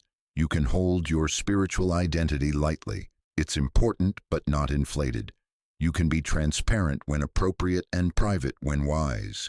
You've stopped performing normalcy and stopped performing spirituality. You're just present as yourself. Finally, this 7-phase protocol takes years, not months. Jung's guidance. Individuation is a lifelong process. Don't rush it. Each phase has its own timing, and the psyche will let you know when you're ready for the next. But here's what's crucial. You must begin. Not when you feel ready. You'll never feel ready. Not when circumstances are perfect. They'll never be perfect. But now, today, with phase 1, mystery mapping. Write the autobiography of your hidden spiritual life. Make conscious what's been unconscious. That's the beginning. Everything else, the wound excavation, the container creation, the gradual unveiling, the offering practice, the identity integration, the mature embodiment, all of it follows from that first act of radical self-honesty. Jung's final teaching on emergence. The most terrifying thing is to accept oneself completely, but it's also the only thing that leads to life. Your mystery has protected you. Now it's imprisoning you. And the key, the way out, the path forward, the emergence protocol is in your hands. Will you use it? Now we're going to examine actual historical examples that illuminate the stakes of choosing concealment versus integration. Because this isn't just theory. Real people have made these choices, and their lives demonstrate with brutal clarity what each path produces. We're going to look at 2 contrasting cases, one tragedy and one triumph. One person who possessed extraordinary gifts but died with them largely hidden, and one person who chose emergence despite terror and transformed not just their own life, but human consciousness itself. Emily Dickinson is celebrated now as one of America's greatest poets, but here's what most people don't know. She died almost completely unknown. Of the nearly 1,800 poems she wrote, fewer than a dozen were published during her lifetime, and those were published anonymously and edited so heavily they barely resembled her original work. She spent her last 2 decades rarely leaving her bedroom, dressed always in white, communicating with visitors primarily through closed doors or written notes, even when they were in the next room. She was, by every definition, living mysteriously.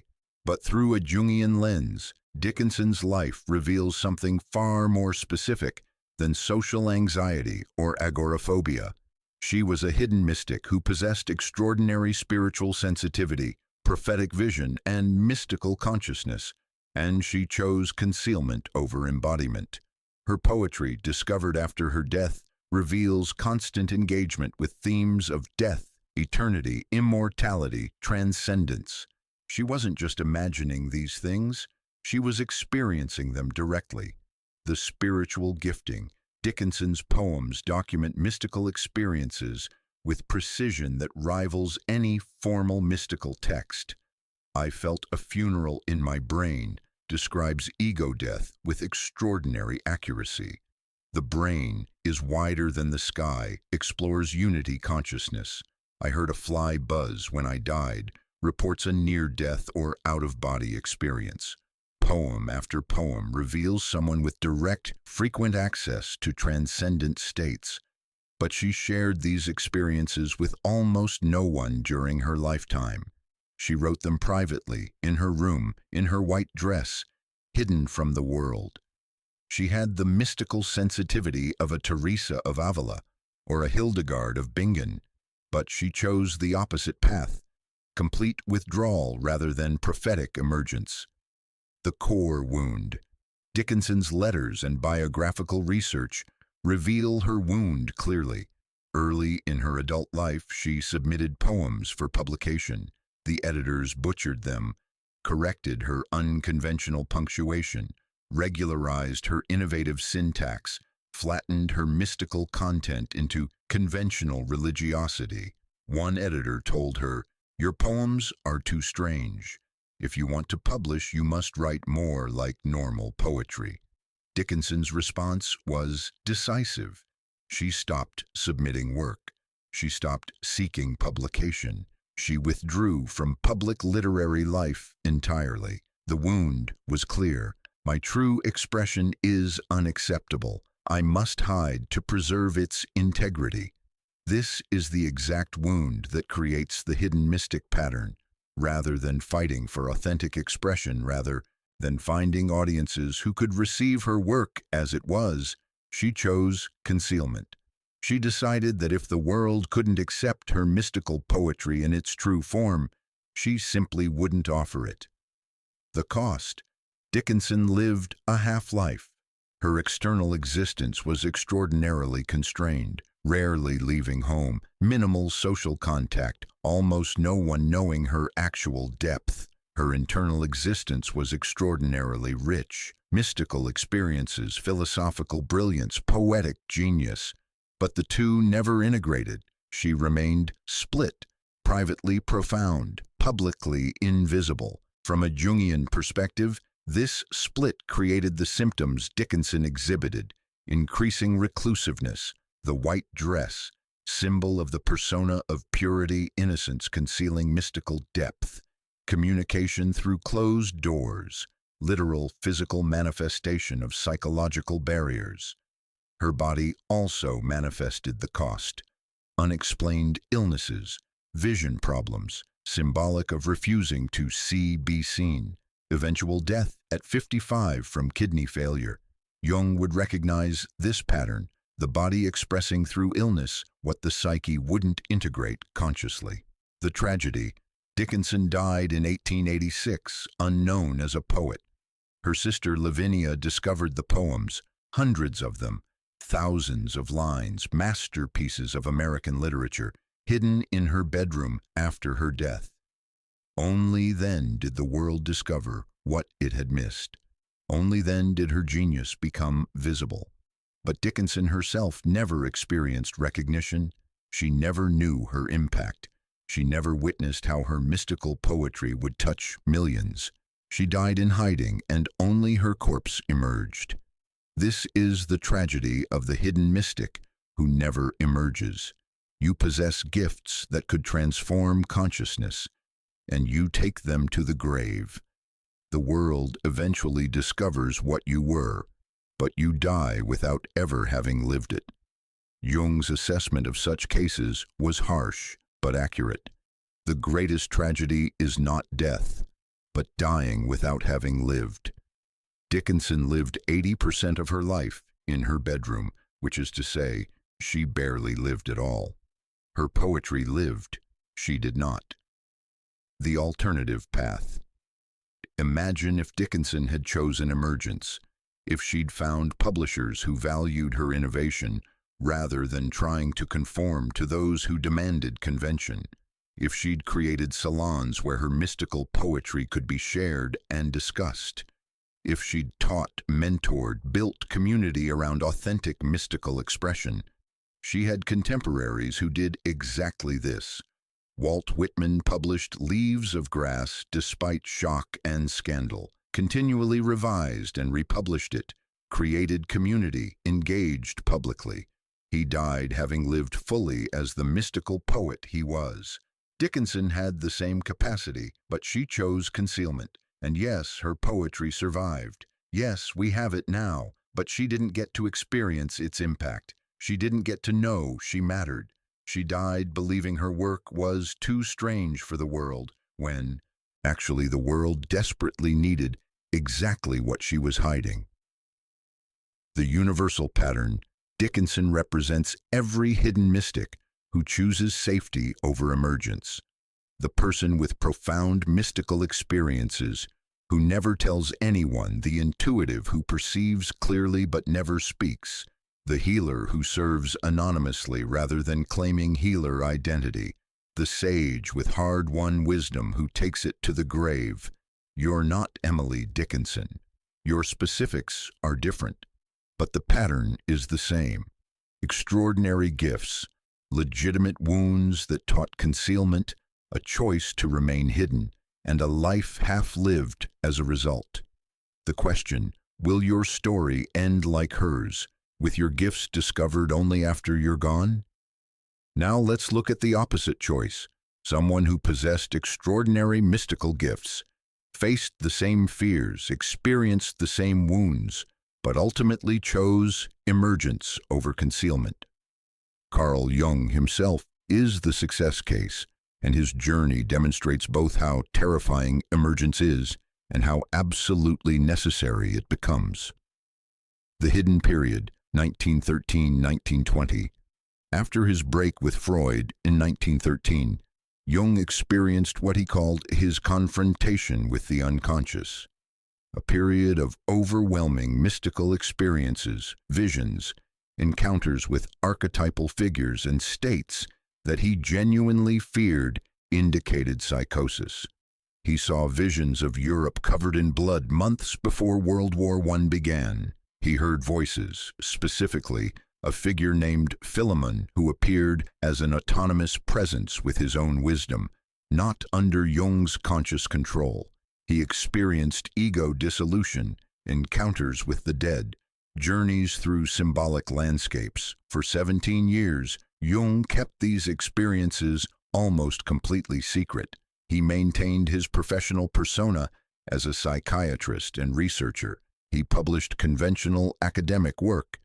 He treated patients. But his actual inner life, the mystical journey that would become his Red Book, he shared with almost no one. He was living the exact pattern of the hidden mystic, publicly ordinary, privately extraordinary, terrified that revelation would destroy his credibility and career. The fear, Jung's fear, was entirely rational. He was a psychiatrist in an era when mystical experiences were automatically pathologized as psychosis or schizophrenia. If he revealed his visions, his conversations with autonomous voices, his encounters with archetypal figures, his career would be over. He'd be dismissed as mentally ill, his theoretical work rejected, his professional reputation destroyed. So, he hid. He wrote the Red Book, documenting his mystical journey in elaborate calligraphy and paintings, but showed it to almost no one.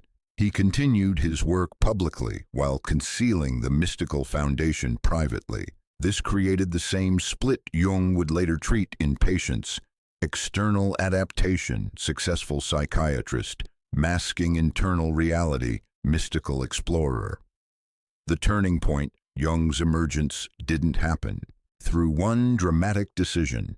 It happened gradually, over decades, as he slowly began testing whether the world could receive his mystical depth. First, he shared selected experiences with close students: Tony Wolff, Marie-Louise von Franz, Barbara Hanna, gauging their responses. They didn't think he was crazy. They recognized his experiences as genuine spiritual material requiring integration. This was crucial.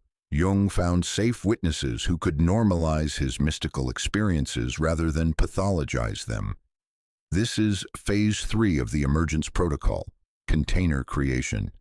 Next, he began incorporating his mystical insights into his theoretical work, but carefully wrapped in academic language. His work on archetypes, the collective unconscious, synchronicity, all of this was drawn from direct mystical experience, but presented in language that scientific audiences could engage without dismissing as mysticism. This is mature emergence, offering your gifts in forms that can be received by your audience without betraying the essential truth. The gradual revelation, 1920-1960. Over 4 decades, Jung progressively revealed more of his mystical foundation. In the 1920s, he published Psychological Types, which introduced concepts drawn from mystical insights but presented psychologically. In the 1930s, he published Psychology and Religion, which explicitly acknowledged spiritual and religious experience as legitimate psychological content, not reducible to pathology. In the 1940s-50s, he became increasingly explicit in works like Answer to Job and his writings on alchemy, openly discussing mystical symbolism, direct spiritual experience, and dimensions of reality beyond material perception. In the 1960s, shortly before his death, he allowed the publication of Memories, Dreams, Reflections, his autobiography, which finally revealed the full extent of his mystical experiences, his relationship with Philemon, his Red Book visions. This wasn't cowardice, it was wisdom. Jung paced his emergence to match his professional security, his ego's strength, and the collective readiness to receive his message. He didn't rip off his mask prematurely, he gradually removed it as circumstances allowed. The integration. By the end of his life, Jung had achieved what Phase 7 of the Emergence Protocol describes: mature embodiment.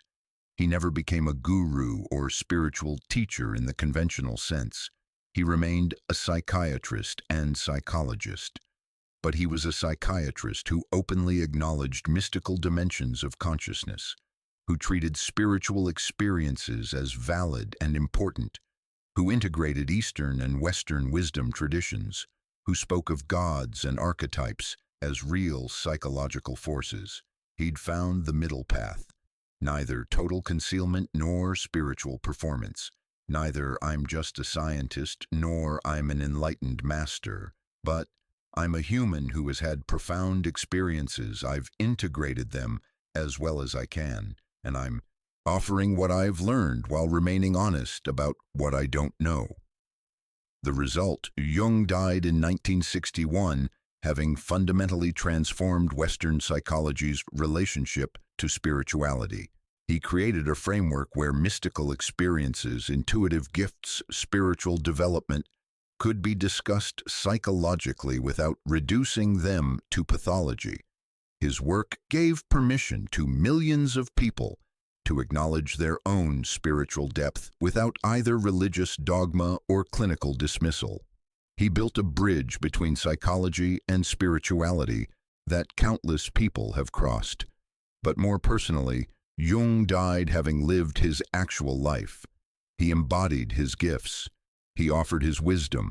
He claimed his identity as someone who'd traveled to the edges of consciousness and returned with maps. In one of his final conversations, Jung said, "I've lived the life I was meant to live. I've said what I came to say. I've offered what I came to offer. I'm at peace." That's the result of emergence, peace. Not because life was perfect or easy. Jung faced tremendous criticism, professional isolation at times, personal struggles, but because he showed up to his own life. He didn't die with his music still inside him. The crucial decision, the moment that defined Jung's choice, came around 1920 when he had to decide, do I keep my mystical experiences hidden forever and maintain conventional credibility, or do I begin carefully revealing them and risk everything I've built professionally? He chose emergence, and yes, it was risky. Yes, many colleagues dismissed his later work as too mystical or unscientific. Yes, he faced criticism and isolation, but he also created a body of work that transformed human consciousness. He influenced millions. He gave language and framework to experiences that had been dismissed or pathologized. He fulfilled his soul's purpose. The question Jung would ask you, which regret can you live with better? The regret of being dismissed by some people, or the regret of dying with your gifts unopened? Let me give you one more brief contrast to drive this home. Teresa of Avila was a 16th century Spanish mystic who had profound mystical experiences, levitations, visions, ecstasies, direct encounters with Christ. During the Inquisition, when claiming such experiences could lead to being burned as a heretic, she had every reason to hide. But she chose emergence. She wrote extensively about her mystical experiences. She taught contemplative prayer to thousands. She founded 17 convents. She reformed the Carmelite order. She created institutions and frameworks that allowed mystical spirituality to flourish, even in a dangerous environment. Yes, she faced investigation by the Inquisition. Yes, her work was scrutinized and she was suspected of heresy. But she survived, she thrived, and she transformed Christian mysticism forever. She died in 1582, having lived fully, having offered completely, having fulfilled her destiny. The unknown mystics are the countless individuals, contemporaries of Teresa, who had equally profound experiences but chose concealment out of fear. We don't know their names. We don't have their writings. We don't benefit from their wisdom. They possessed the same gifts Teresa had. They faced the same dangers, but they chose differently. They stayed hidden, and their gifts died with them. Humanity lost their medicine. They died without having lived, and history doesn't even remember they existed. The universal question. These historical contrasts pose one question: which life will you live? Will you be Emily Dickinson, dying with your gifts, discovered only posthumously, never experiencing your impact, taking your medicine to the grave? Will you be Jung, facing your fear, emerging gradually and wisely, embodying your gifts, transforming consciousness, dying at peace, having lived your purpose? Will you be an unknown mystic, possessing profound gifts but choosing safety, dying with your music unplayed, leaving no trace? Or will you be Teresa, claiming your truth despite danger, offering your gifts despite risk, fulfilling your destiny regardless of cost? The specifics of your life are different. You're not a 19th century poet or a 20th century psychologist or a 16th century mystic, but the choice is identical: concealment or emergence, safety or authenticity, protection or purpose. Your gifts are real. Your fears are understandable. Your wounds are valid. But none of that changes the fundamental reality. You have one life, one opportunity to embody what you came here to be, one chance to offer what you came here to give. History is filled with people who chose concealment and died with regret. History is also filled with people who chose emergence and died at peace. Which group will you join?